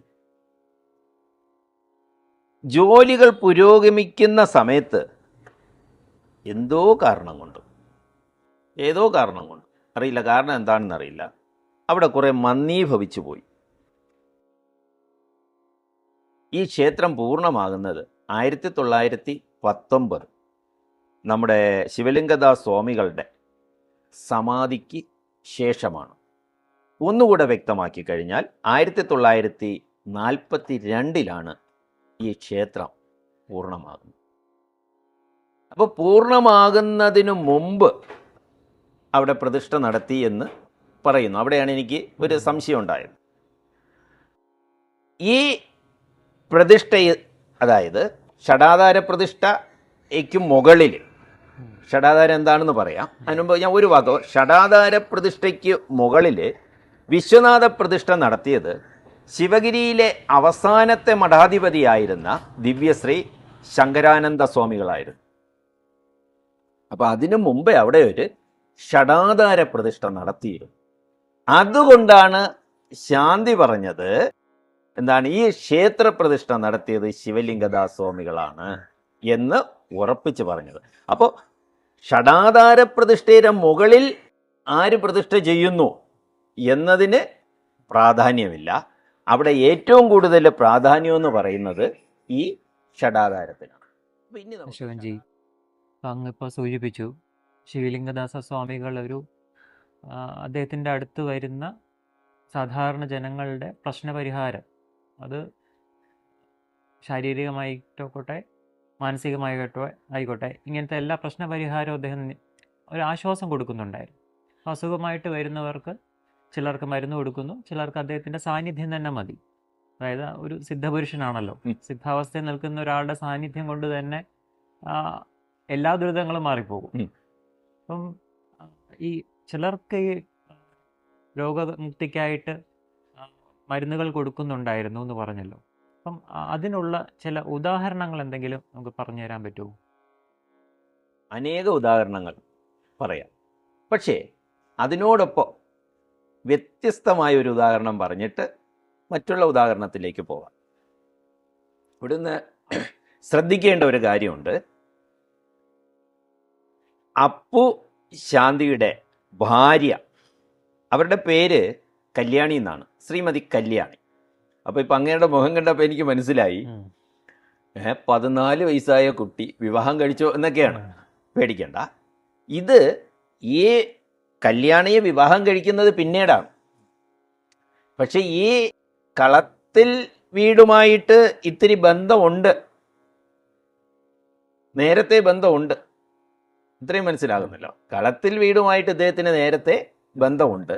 കളത്തിൽ വീട്ടിലുള്ള കല്യാണിയെ പിന്നീട് ഈ അപ്പു വിവാഹം കഴിക്കുന്നത് അത് കാലങ്ങൾക്ക് ശേഷമാണ്. ഇവിടെ ബന്ധം അറിയാൻ വേണ്ടിയാണ് ഞാനീ പറഞ്ഞത്. കാലങ്ങൾക്ക് ശേഷമാണ് വിവാഹം, പക്ഷേ ബന്ധുത്വത്തിന് വേണ്ടിയാണ് ആ പേര്. അല്ലെങ്കിൽ ഞാൻ ഇതുകൊണ്ട് ഉദ്ദേശിക്കുന്നത്, പിന്നീട് അപ്പു ശാന്തി വിവാഹിതനായി അദ്ദേഹത്തിൻ്റെ ഭാര്യ കളത്തിൽ വീട്ടിലുള്ള ഒരു വ്യക്തിയാണ് എന്നുകൂടെ അറിയിക്കാൻ വേണ്ടിയാണ് ഞാനിത് പറഞ്ഞത്.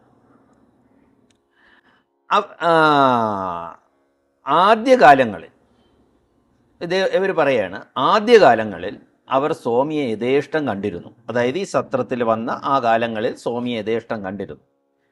പിന്നീട് വല്ലാത്ത തിരക്ക്, സ്വാമിയെ കാണാൻ കിട്ടില്ല, വല്ലപ്പോഴുമാണ് കാണുക. ആ സമയത്തുള്ള ഒരു ചെറുതല്ല, ഒരു വലിയൊരു സംഭവം അവർ ഓർമ്മിക്കുകയാണ്. ആ ഓർമ്മിച്ചവർ പിന്നീട് പറഞ്ഞ കാര്യമാണ്. അവരുടെ ചെറിയച്ഛൻ നെടിയേടത്ത് ചന്തു, അവരുടെ ചെറിയച്ഛൻ്റെ പേര്, അച്ഛൻ്റെ അനുജൻ്റെ പേരാണ് നെടിയേടത്ത് ചന്തു. ഈ ചന്തു ഏതോ ഒരു ഭയാനക രൂപം കണ്ട് പേടിച്ചു. പേടിക്കുക മാത്രമല്ല, ഈ പേടി ഭ്രാന്തായിട്ട് ഭയങ്കര അട്ടഹാസമാണ്. ആൾക്കാരെയൊക്കെ പേടിപ്പിക്കുക, വല്ലാത്തൊരു രീതിയിലായി. മാനസിക നില തെറ്റിയതാണല്ലോ.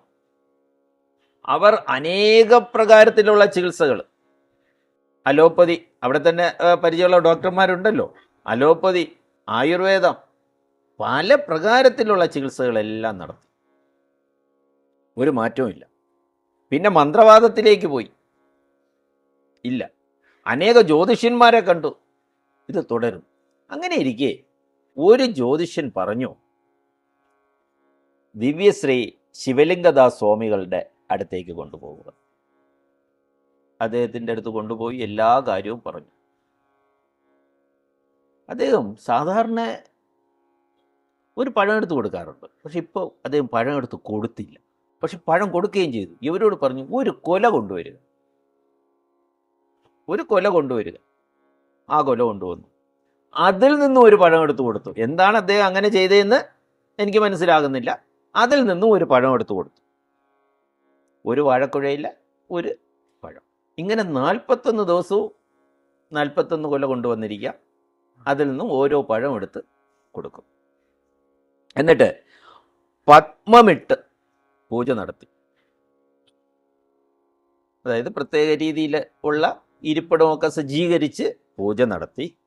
ആ പൂജയിലുള്ള പ്രസാദം കഴിക്കാൻ കൊടുത്തു. ഇതൊന്നും രണ്ടും ദിവസമല്ല, 41 ദിവസം. ആ 41ാമത്തെ പൂജയും കഴിഞ്ഞപ്പോൾ ഈ വ്യക്തിയുടെ പൂർണ്ണമായ രോഗവും മാറി.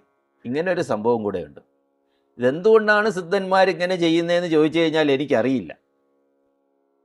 എത്രയോ രോഗം ഇല്ലയെന്ന് പറഞ്ഞപ്പോൾ എടിച്ച് സാധാരണ രീതിയിൽ പോയി.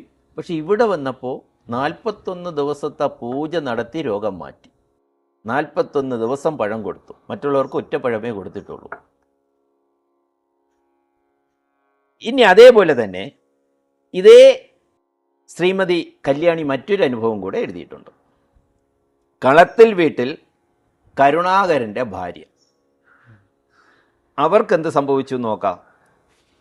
അവരുടെ അനുഭവങ്ങൾ പിന്നീട് എഴുതിയതാണ്. കളത്തിൽ വീട്ടിൽ ചെന്നതിന് ശേഷം ഈ അനുഭവങ്ങൾ കളത്തിൽ വീട്ടിലുള്ളവർ പിന്നീട് അറിഞ്ഞതാണ്. കല്യാണിക്ക് വളരെ മുമ്പുള്ള ആളാണ്. അവർ പറയുന്നത്, ഞാൻ സ്വാമിയെ നേരിൽ കണ്ടിട്ടില്ല, പക്ഷെ എൻ്റെ വീട്ടിൽ 2 പ്രാവശ്യം വന്നിട്ടുണ്ട്. സ്വാമി എൻ്റെ വീട്ടിൽ 2 പ്രാവശ്യം വന്നിട്ടുണ്ട്. ഒരിക്കൽ ഗുരുദേവനോടൊപ്പം വന്നിട്ടുണ്ട്, ഒരിക്കൽ ഒറ്റയ്ക്ക് വന്നിട്ടുണ്ട്. അങ്ങനെ എൻ്റെ വീട്ടിൽ 2 പ്രാവശ്യം വന്ന സ്വാമിയുടെ കഥ ഞാൻ കേട്ട് വളർന്നു. അപ്പോൾ മനസ്സിലായല്ലോ, അവിടെ അവരുടെ കുടുംബത്തിൽ സ്വാമി വന്ന ഈ കഥകൾ നമ്മൾ അവിടെ ഇറങ്ങി, ചാവക്കാട് ഇറങ്ങി, അതായത് മണത്തല ഇറങ്ങി, ഏത് വീട്ടിൽ ചോദിച്ചാലും സ്വാമിയെക്കുറിച്ച് ഒരു കഥയെങ്കിലും പറയാൻ ഇല്ലാത്ത ആരും തന്നെ ഇല്ല. ഞാൻ നേരത്തെ പറഞ്ഞല്ലോ, ഞാൻ ഇത്തിരി അന്വേഷിച്ചു, അതിൽ ഒരു കഥയെങ്കിലും പറയാത്ത ആരും തന്നെ അവിടെ ഇല്ല എന്നുള്ളതാണ്. അതായത് അവർ പറയുന്നു, എൻ്റെ ഭർത്താവിൻ്റെ അമ്മ, അതായത് കളത്തിൽ ബാലകൃഷ്ണൻ്റെ ഭാര്യ, അവരുടെ പേര് കുഞ്ഞമ്മ എന്നാണ്. കളത്തിൽ ബാലകൃഷ്ണൻ്റെ ഭാര്യ അവരുടെ ഭർത്താവിൻ്റെ അമ്മയുമാണ്. ഭർത്താവിൻ്റെ അമ്മ, അതായത് ഭർത്താവിൻ്റെ അച്ഛനാണ് കളത്തിൽ ബാലകൃഷ്ണൻ. ബന്ധങ്ങൾ ക്ലിയർ ആയല്ലോ.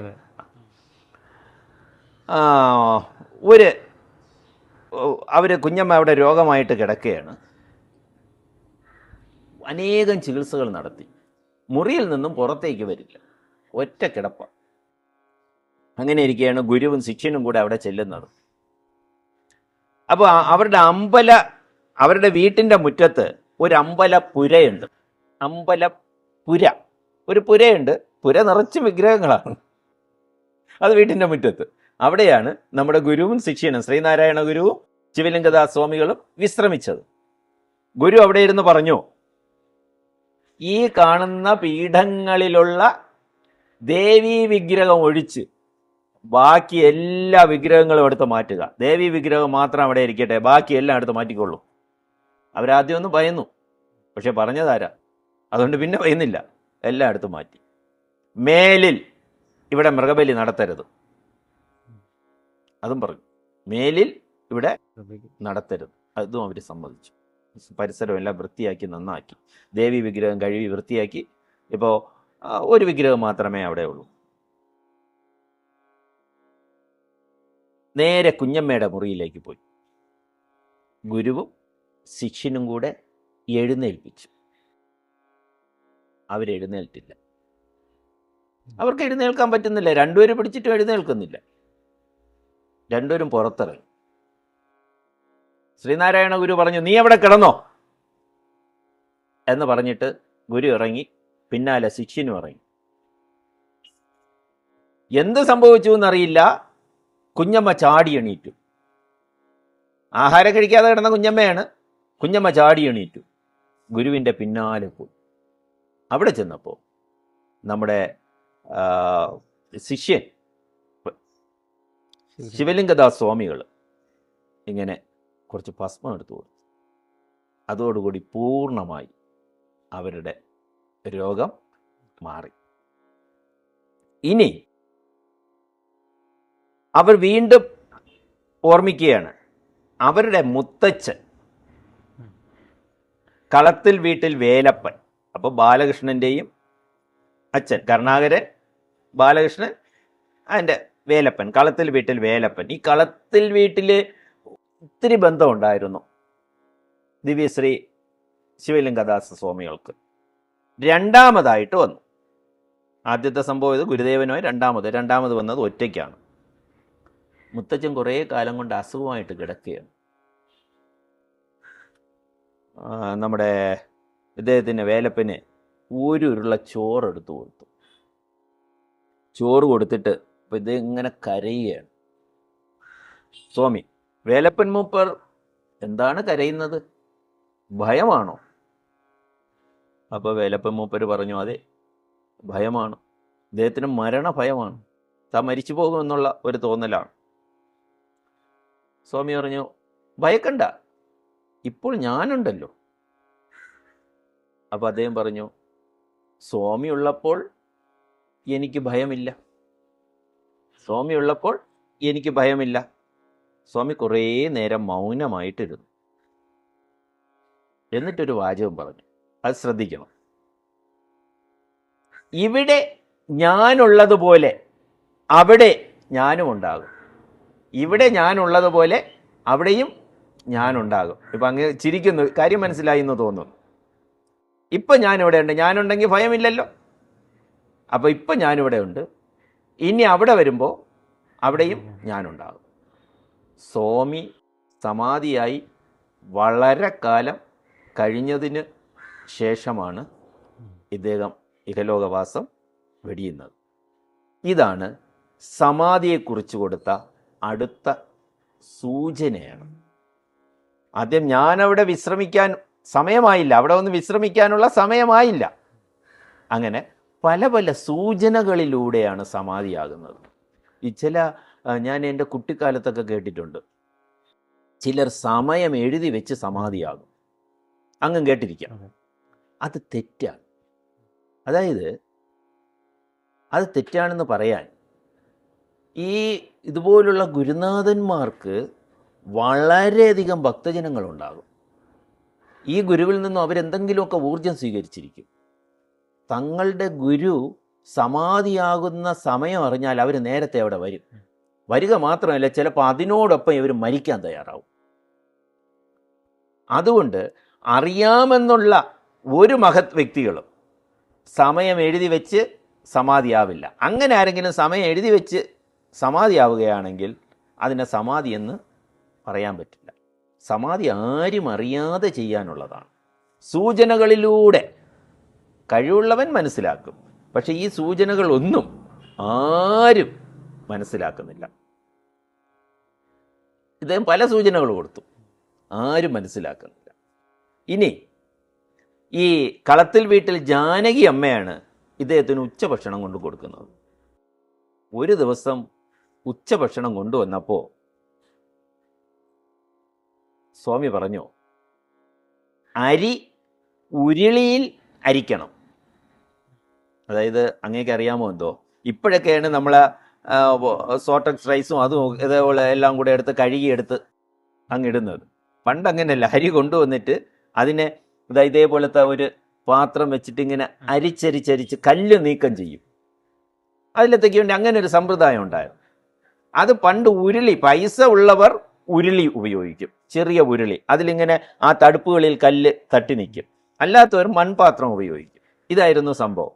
പക്ഷെ ഇവരന്ന് ചോറ് തിന്നുന്ന പാത്രത്തിലാണ് ഇതിനെ അരിച്ചത്. ചോറ് തിന്നുന്ന പാത്രം എന്ന് വെച്ചാൽ അന്ന് മൺപാത്രമൊക്കെ ആണല്ലോ കൂടുതലും ഉള്ളത് കഴിക്കാനൊക്കെ. അതിലാണ് അരിച്ചത്. അത് പലരും കഴിക്കുന്നതാണ്. പൊതുവിലുള്ള അരിയാണ് അവരടുപ്പത്തിടാൻ അത് ഉപയോഗിച്ചത്. അപ്പോൾ ഇദ്ദേഹം വളരെ വൃത്തിയും ശുദ്ധിയൊക്കെ ഉള്ള വ്യക്തിയാണ്. മാത്രമല്ല ദൂരശ്രവണം, ദൂരവീക്ഷണം എല്ലാം ഉള്ളു. തനിക്ക് വരുന്ന ചോറ് ഇങ്ങനെയാണെന്ന് അദ്ദേഹം ഇവിടെ ഇരുന്ന് മനസ്സിലാക്കി. അപ്പോൾ അവർ പിന്നീട് ജാനകിയമ്മ ഓർമ്മിക്കുന്നു, ഞാൻ ആ തെറ്റ് അദ്ദേഹത്തിൻ്റെ മുന്നേ വെച്ച് സമ്മതിച്ചു.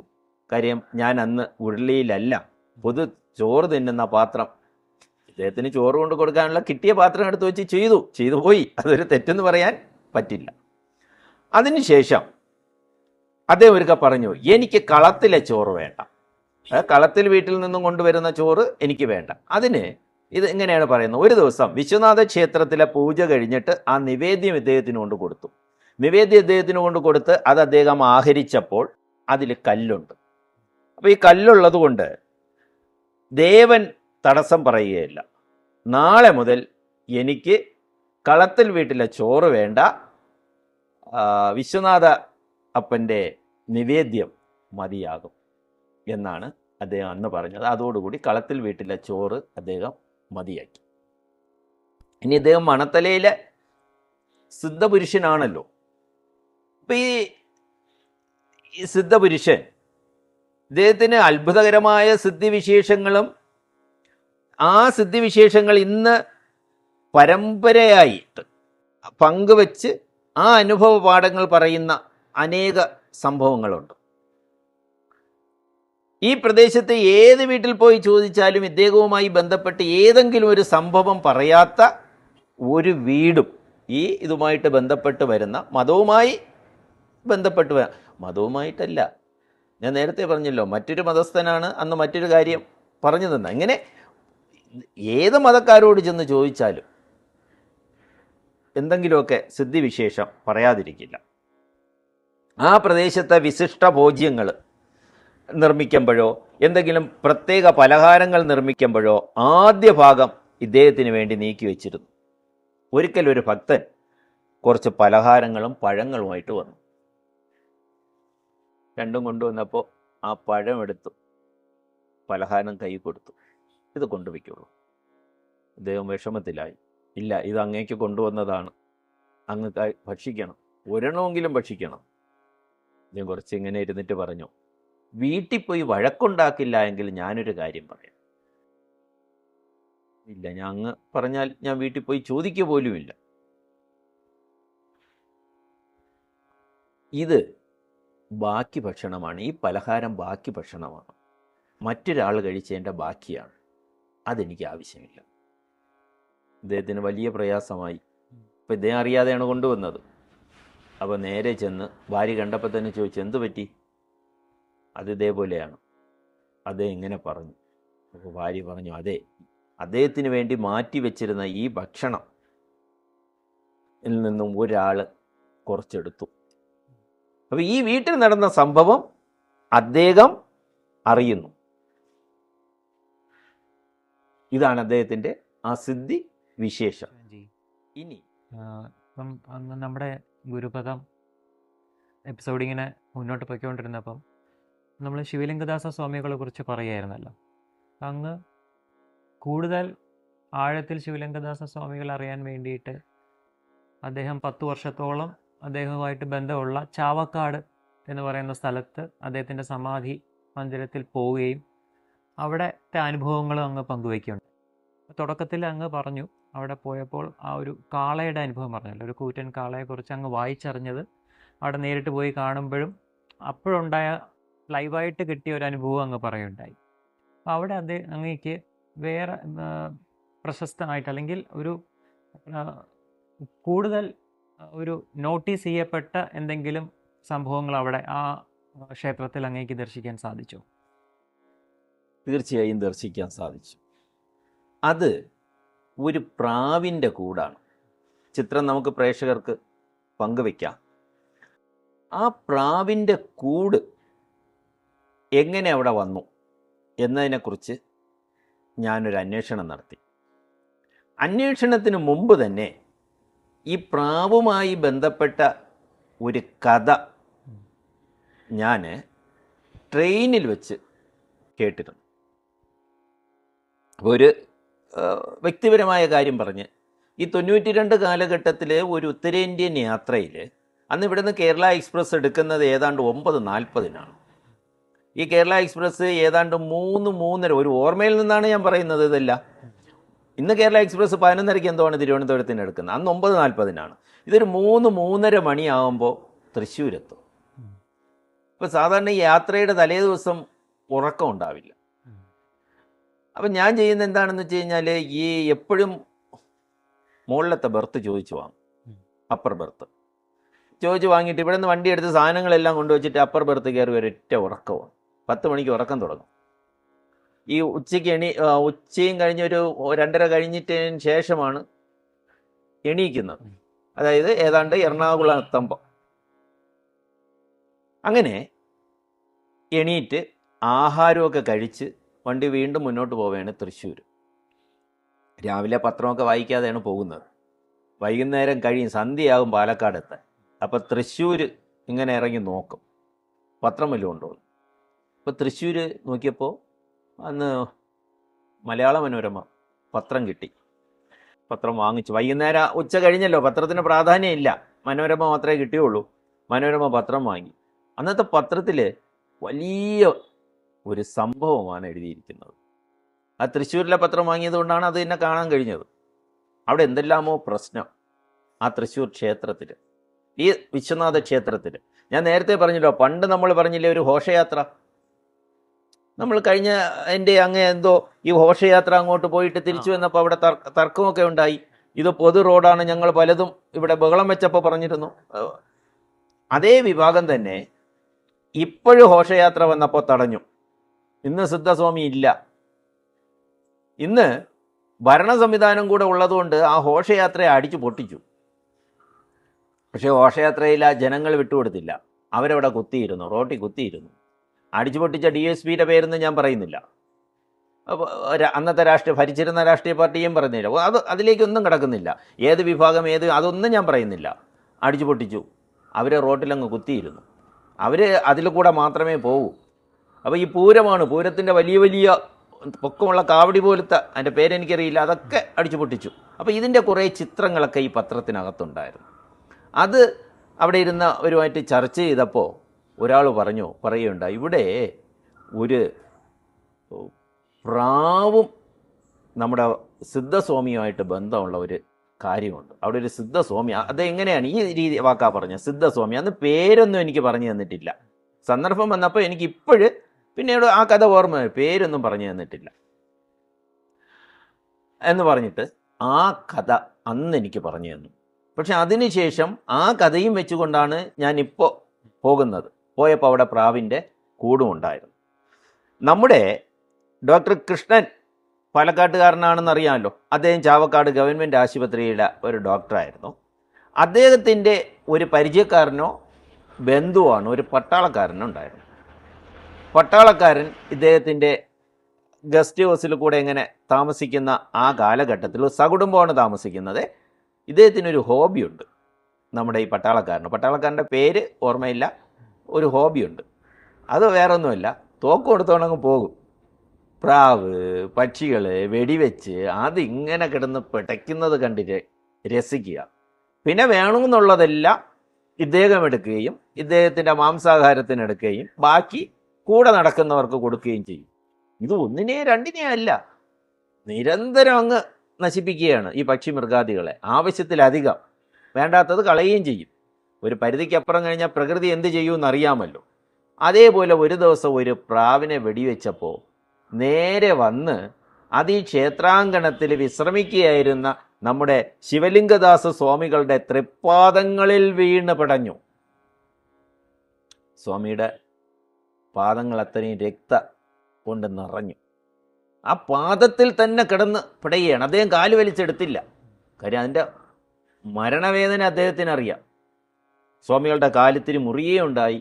ആ പ്രാവിൻ്റെ രക്തം അത്രയും അവിടെയായി, ശരീരത്തിലായി.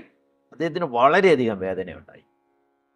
അദ്ദേഹം ആ വേദന അടുത്ത് നിന്ന ശിഷ്യരോട് പറയുകയും ചെയ്തു. എന്നിട്ട് അദ്ദേഹം പറഞ്ഞു, ആരാണോ ഈ ക്രൂരമായ പ്രവൃത്തി ചെയ്തത് ഒട്ടും ശരിയല്ല, അവരത് മനസ്സിലാക്കണം എന്ന് മാത്രം പറഞ്ഞു. ആരെയും ശപിച്ചില്ല. ആ പ്രവൃത്തി ഈ തെറ്റാണെന്ന് മനസ്സിലാക്കണം എന്ന് പറയുകയും ചെയ്തു. അപ്പോൾ ഈ പട്ടാളക്കാരൻ്റെ മകൾക്ക് അന്ന് ഉച്ചയ്ക്ക് ശേഷം ഒരു ചെറിയ പനി ബാധിച്ചു. ചികിത്സിച്ചു, ഡോക്ടർ അടുത്തേനെ ഉണ്ടല്ലോ, ചികിത്സിച്ചു, പനി ജ്വരമായി, ഡോക്ടർ മാറി, ആഴ്ചകൾ നീണ്ടു, പനി കുറയുന്നില്ല, കുട്ടി മരിക്കും എന്ന കണ്ടീഷനിലായി. അപ്പോൾ ആൾക്കാർക്കറിയാം പ്രാവിനെ വെടിവെക്കുന്ന അവിടെ ഒരാൾ മാത്രമേ ഉള്ളൂ. ആൾക്കാർ ഓടി നടന്നു. ഇയാളോട് പറഞ്ഞു, എന്നതാണ് കാര്യം, സ്വാമിയൊക്കെ ചെന്ന് കണ്ടു പറ. അഹങ്കാരിയായ ഇയാൾക്ക് സ്വാമി എന്ന് പറഞ്ഞപ്പോഴേ അവരെയും പുച്ഛിച്ചു. ഏതാണ് അതിൻ്റെ സ്വാമി? എൻ്റെ മോക്ക് രോഗം വന്നെങ്കിൽ അതങ്ങ് മാറിക്കൊള്ളും, നീ എന്നെ പഠിപ്പിക്കുകയൊന്നും വേണ്ട. പക്ഷേ ഡോക്ടർമാർ കൈയൊഴിഞ്ഞപ്പോൾ ഇനി ഏക ശരണം, വേറെ ആശ്രയമൊന്നും ഇല്ലല്ലോ. ഇനി ഏക ശരണമെന്ന് പറയുന്നത് ഇവിടെ മാത്രമേ ഉള്ളൂ. സ്വാമിയെ വന്ന് കണ്ടു, ഞാൻ ഇനി പക്ഷികളെ വെടിവെച്ച് പിടിക്കൂല എന്ന് അപേക്ഷിച്ചു. സ്വാമി പറഞ്ഞു, അങ്ങനെ പറഞ്ഞാൽ പറ്റില്ലല്ലോ, ഇങ്ങനെ പറയണം, ഞാൻ ഇനി ഒന്നിനെയും കൊല്ലില്ല, മത്സ്യമാംസങ്ങൾ കഴിക്കില്ല, തോക്ക് ഉപയോഗിക്കുക പോലുമില്ല. ഈ 3 കാര്യങ്ങൾ പറ. ഒന്നിനെയും കൊല്ലില്ല, മത്സ്യമാംസം കഴിക്കില്ല, തോക്ക് ഉപയോഗിക്കുക പോലുമില്ല. മാംസാഹാരിയുടെ ഇത് പറഞ്ഞാൽ വല്ലതും നടക്കൂ? പക്ഷെ അയാൾക്കിപ്പോൾ എന്താ വലുത്? തൻ്റെ മകള് മാംസാഹാരമല്ല. അങ്ങനെ അയാൾക്ക് പ്രതിജ്ഞ ചെയ്യേണ്ടി വന്നു സ്വാമിയുടെ മുന്നിൽ നിന്ന്. പിന്നെ അയാൾ പ്രതിജ്ഞ തെറ്റിച്ചിട്ടില്ല. സ്വാമി കുറച്ച് ഭസ്മം കൊടുത്തു. ഇത് ഇദ്ദേഹത്തിൻ്റെ മകളുടെ ശരീരത്തിൽ കൊണ്ട് തേക്കുക, എന്നിട്ട് കുറവില്ലെങ്കിൽ മാത്രം കൊണ്ടുവരിക. അതേപോലെ കൊണ്ട് തേക്കുകയും ഇങ്ങോട്ട് കൊണ്ടുവരേണ്ടി വന്നില്ല. കുറേ സമയം കഴിഞ്ഞപ്പോൾ അത് മാറുകയും ചെയ്യും. ഇന്ന് ആ ക്ഷേത്രത്തിൽ അതിമനോഹരമായ ഒരു പ്രാവിൻ കൂടുണ്ട്. സാധാരണ ഈ ജൈന ക്ഷേത്രത്തിൽ മാത്രമാണ് പ്രാവിന് ഇതേപോലെ കൂടൊക്കെ വെച്ച് അതിനെ സംരക്ഷിക്കുന്നു. അത് ഉത്തരേന്ത്യയിൽ. ഇവിടെ ജൈനക്ഷേത്രം ഇല്ലാത്തത് കൊണ്ടായിരിക്കാം. പക്ഷി മൃഗാദികൾ, അപ്പോൾ അതിന് അവിടെ പ്രാർത്ഥനയ്ക്ക് വരുന്നവർ ഭക്ഷണമൊക്കെ കൊടുക്കാറുമുണ്ട്. അത് നമുക്ക് ഈ ഭൂതയജ്ഞം എന്ന് പറയുമ്പോൾ അതിലൊന്ന് വരുന്നതാണ് ഭൂതയജ്ഞം. ജൈനന്മാരത് അനുസരിക്കുന്നുണ്ട്. പ്രാവിനും ഉറുമ്പിനും ഒക്കെ ഭക്ഷണം കൊടുത്താണ് മുന്നോട്ട് പോകുന്നത്. അപ്പോൾ ഈ ഇത് കണ്ടപ്പോൾ ഈ ആ 92-ലെ സംഭവം, ആ 92-ലെ സംഭവം പിന്നെ വലിയ പ്രശ്നങ്ങൾക്ക് കാരണമായി. പിന്നെ 5 വർഷം കഴിഞ്ഞ് സർക്കാർ മാറിയപ്പോഴാണ് അന്നുള്ളവരുടെ പേരിലുള്ള കേസൊക്കെ പിൻവലിക്കുന്നത്. അവരന്ന് വളരെ അവരുടെ ശക്തമായ പ്രതിഷേധവും അടുത്തുള്ള ഹിന്ദു സമൂഹം സംഘടിക്കുകയും ചെയ്തതോടുകൂടി തുടർന്നുള്ള വർഷങ്ങളിൽ പ്രശ്നമുണ്ടായില്ല. ഇപ്പോഴും പൂരം അതിമനോഹരമായിട്ട് നടക്കാറുണ്ട്. ഈ ക്ഷേത്രത്തിലെ പ്രശ്നം ഞാൻ അന്വേഷിച്ചു, അത് ഇന്നോ ഇന്നലെയോ തുടങ്ങിയതല്ല. ഇത് 57 തുടങ്ങിയതാണ്. 1957 ആദ്യ സർക്കാരിൻ്റെ കാലം തൊട്ട് ഈ ഘോഷയാത്രയുമായി ബന്ധപ്പെട്ട്, അതായത് അതിനു മുമ്പേ ഉണ്ടതാണ്, അതേ സ്വാമിയുടെ കാലത്തുണ്ടായതാണ് ആദ്യത്തെ പ്രശ്നം. ഈ ഘോഷയാത്രയുമായി ബന്ധപ്പെട്ട് ഈ വലിയ പ്രശ്നങ്ങളുണ്ടായത്. അന്ന് എനിക്ക് തോന്നുന്നു നിയമമന്ത്രി കൃഷ്ണയ്യർ ആയിരുന്നു, ഏതോ ഒരു ജഡ്ജും അങ്ങനെ ബന്ധപ്പെട്ടൊരു കൃഷ്ണയ്യർ ഉണ്ടല്ലോ, എനിക്ക് അദ്ദേഹം എന്തോ ആയിരുന്നു അന്നത്തെ നിയമമന്ത്രി. ആ കാലം തൊട്ട് ഈ പ്രശ്നം തുടങ്ങി 1992 അതിൻ്റെ ഭയാനക രൂപമാണ് നൃത്തമാടിയത്. യഥാസമയത്ത് ഭരണാധികാരികൾ ചെറിയ ചെറിയ പ്രശ്നങ്ങൾക്ക് ഏതെങ്കിലും ഒരു വശത്ത് നിന്നുകൊണ്ട് അതിന് പരിഹാരം കാണാൻ ശ്രമിക്കുന്നത് കൊണ്ടാണ് ഇത്രയും ഭയാനകമാകുന്നത്. ഒരു മതപരമായ പ്രശ്നം ഉണ്ടാകുമ്പോൾ അത് ഏത് ഭരണാധികാരിയായാലും അപ്പം സ്വാർത്ഥ താല്പര്യം നോക്കാതെ അപ്പോഴതിനെ അടിച്ചമർത്തേണ്ടതാണ്. ഒരു ഭാഗത്ത് നിൽക്കാതെ അടിച്ചമർത്തുമ്പോൾ ഇരുഭാഗവും അതിൻ്റെ കാര്യങ്ങൾ ശരിക്ക് മനസ്സിലാക്കും. അപ്പോൾ ശ്രീനാരായണ ഗുരു ഒരിക്കൽ പറയുകയുണ്ടായി, ശിവലിംഗം പോലെയാണ്. അതിലേക്ക് കൂടെ നമുക്കൊന്ന് പോകാം. നമ്മൾ നേരത്തെ പെരിങ്ങോട്ടുകരയിലായിരുന്നല്ലോ, പെരിങ്ങോട്ടുകരയിൽ നിന്നും ഇങ്ങോട്ട് വരികയാണ്. അപ്പോൾ പെരിങ്ങോട്ടുകരയിൽ നിന്നും നമ്മൾ മണത്തല എത്തുമ്പോൾ പെരിങ്ങോട്ടുകരയിൽ രണ്ടാമതും ഇദ്ദേഹം പോയി. അത് കഴിഞ്ഞ എൻ്റെ അങ്ങ് ഇത് പറഞ്ഞിട്ട് ഇപ്പോൾ മൂന്നാമതും ഇദ്ദേഹത്തെ അങ്ങോട്ട് കൊണ്ടുപോകണം. അതിനുള്ള ശ്രമം പെരിങ്ങോട്ടുകരയിൽ നടക്കുകയാണ്. അതിന് തണ്ടാശ്ശേരി കുഞ്ഞയ്യപ്പനും കാരാട്ടുപറമ്പിൽ കൃഷ്ണനും കൂടെ ശ്രമിച്ചുകൊണ്ടിരിക്കുകയാണ്. ഇവർക്ക് സ്വാമി ഇല്ലാതെ മുന്നോട്ട് പോകാൻ പറ്റില്ല. ഇപ്പോഴും വീണ്ടും ആശ്രമത്തിൻ്റെ പ്രവർത്തനങ്ങളെല്ലാം അവതാളത്തിലായി കിടക്കുകയാണ്. അപ്പോൾ ഇവിടെ ശിവലിംഗ സ്വാമികളെ അപകീർത്തി ശരങ്ങളാൽ വ്രണതഹൃദയനാക്കിയതിൽ ഗുരുദേവനും മനസ്താപം ഉണ്ട്, വലിയ മനസ്താപമാണ്. അതുകൊണ്ട് ഈ കാര്യത്തിൽ ഗുരുദേവൻ അത്ര ഇടപെടാനൊന്നും താല്പര്യം കാണിച്ചില്ല. അപ്പോൾ ഇവർ രണ്ടുപേരും കൂടെ തണ്ടാശ്ശേരിയും കാരാട്ടുപറമ്പിലും കൂടെ വന്ന് ഗുരുദേവനോട് പറഞ്ഞപ്പോൾ ഗുരുദേവൻ മൗനമായിട്ടിരുന്നതേ ഉള്ളൂ. പക്ഷെ വന്നവർ അവർക്ക് അവരുടെ ആവശ്യമാണല്ലോ വലുത്. അവർ പിന്നെയും പറഞ്ഞുകൊണ്ടിരുന്നു.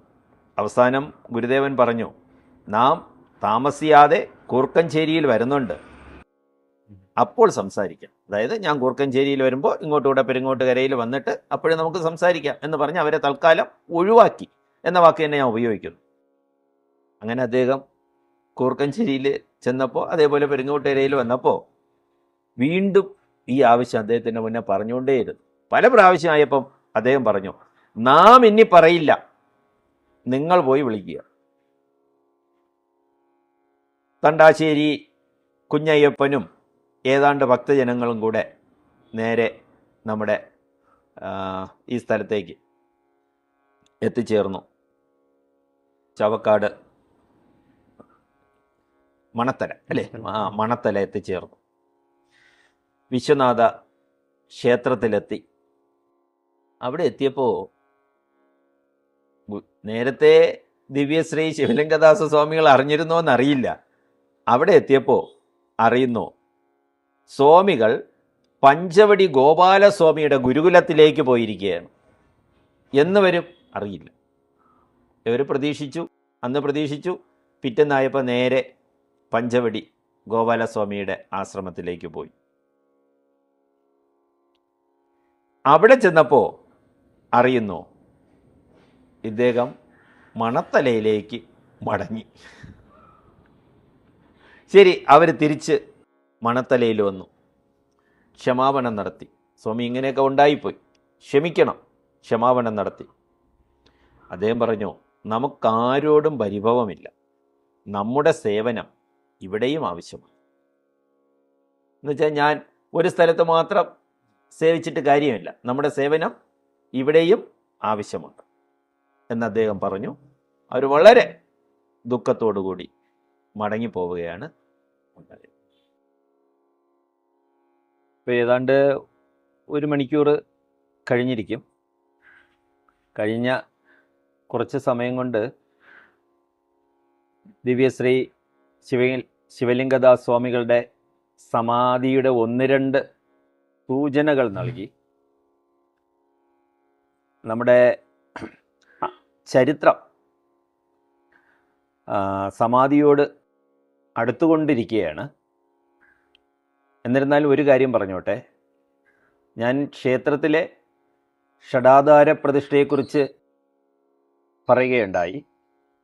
ആ ഷഡാധാര പ്രതിഷ്ഠയുള്ള ക്ഷേത്രത്തിൽ പോയി ദർശനം നടത്തുന്നതിൻ്റെ പ്രത്യേകതയും നമ്മുടെ ശരീരചക്രങ്ങളെ ആധാരമാക്കിയാണ് ഷഡാധാര പ്രതിഷ്ഠയെന്നും പറഞ്ഞു. അത് ഉണർവേകുന്നതാണെന്നും പറഞ്ഞു. വിശ്വനാഥ സ്വാമി ക്ഷേത്രത്തിൽ പോയി കഴിഞ്ഞാൽ, ഞാൻ ആ പേര് പറയുന്നത് വിശ്വനാഥ ശിവക്ഷേത്രം എന്ന് പറയാതെ വിശ്വനാഥ സ്വാമി ക്ഷേത്രം എന്ന് പറയാനും ഒരു പ്രത്യേക കാരണമുണ്ട്. അവിടെ വിശ്വനാഥനും ഉണ്ട്, സ്വാമിയും ഉണ്ട്, നമ്മുടെ ശിവലിംഗദാസ് സ്വാമികളും ഉണ്ട്. അതുകൊണ്ടാണ് ആ പേര് തന്നെ ഞാൻ ഉപയോഗിച്ചത്. ശിവലിംഗദാസ് സ്വാമിയുടെ ആ സമാധിയുടെ പരിസരത്തിൽ പോകുന്നത് പോലും നമ്മുടെ ശരീരത്തിൽ അമിതമായ ഊർജപ്രവാഹമാണ് ഉണ്ടാകുന്നത്. ആ സന്നിധിയിൽ വിശ്വനാഥനും കൂടെ ആയിക്കഴിഞ്ഞാൽ എന്തൊരു ഊർജപ്രവാഹമായിരിക്കും അവിടെ. 24 മണിക്കൂറിൽ കൂടുതൽ ആഹാരം കഴിക്കാതിരുന്നിട്ടും എനിക്ക് ഏതൊരു ക്ഷീണവും ഉണ്ടാകാത്തതിന് കാരണവും അതേ ഊർജം തന്നെയാണ്. അതുകൊണ്ട് ബഹുമാന്യരായ ശ്രോതാക്കൾക്ക് എപ്പോഴെങ്കിലും തൃശ്ശൂർ ജില്ലയിലേക്ക് പോകുമ്പോൾ ആ ക്ഷേത്രവും വിശ്വനാഥ ക്ഷേത്രവും ഒപ്പം അദ്ദേഹത്തിൻ്റെ സമാധി സ്ഥലവും കാണണം, അവിടെ ഇറങ്ങണം, വണങ്ങണം എന്ന് അഭ്യർത്ഥിച്ചുകൊണ്ട് നിർത്തുന്നു. എല്ലാ ശ്രോതാക്കൾക്കും നമസ്കാരം.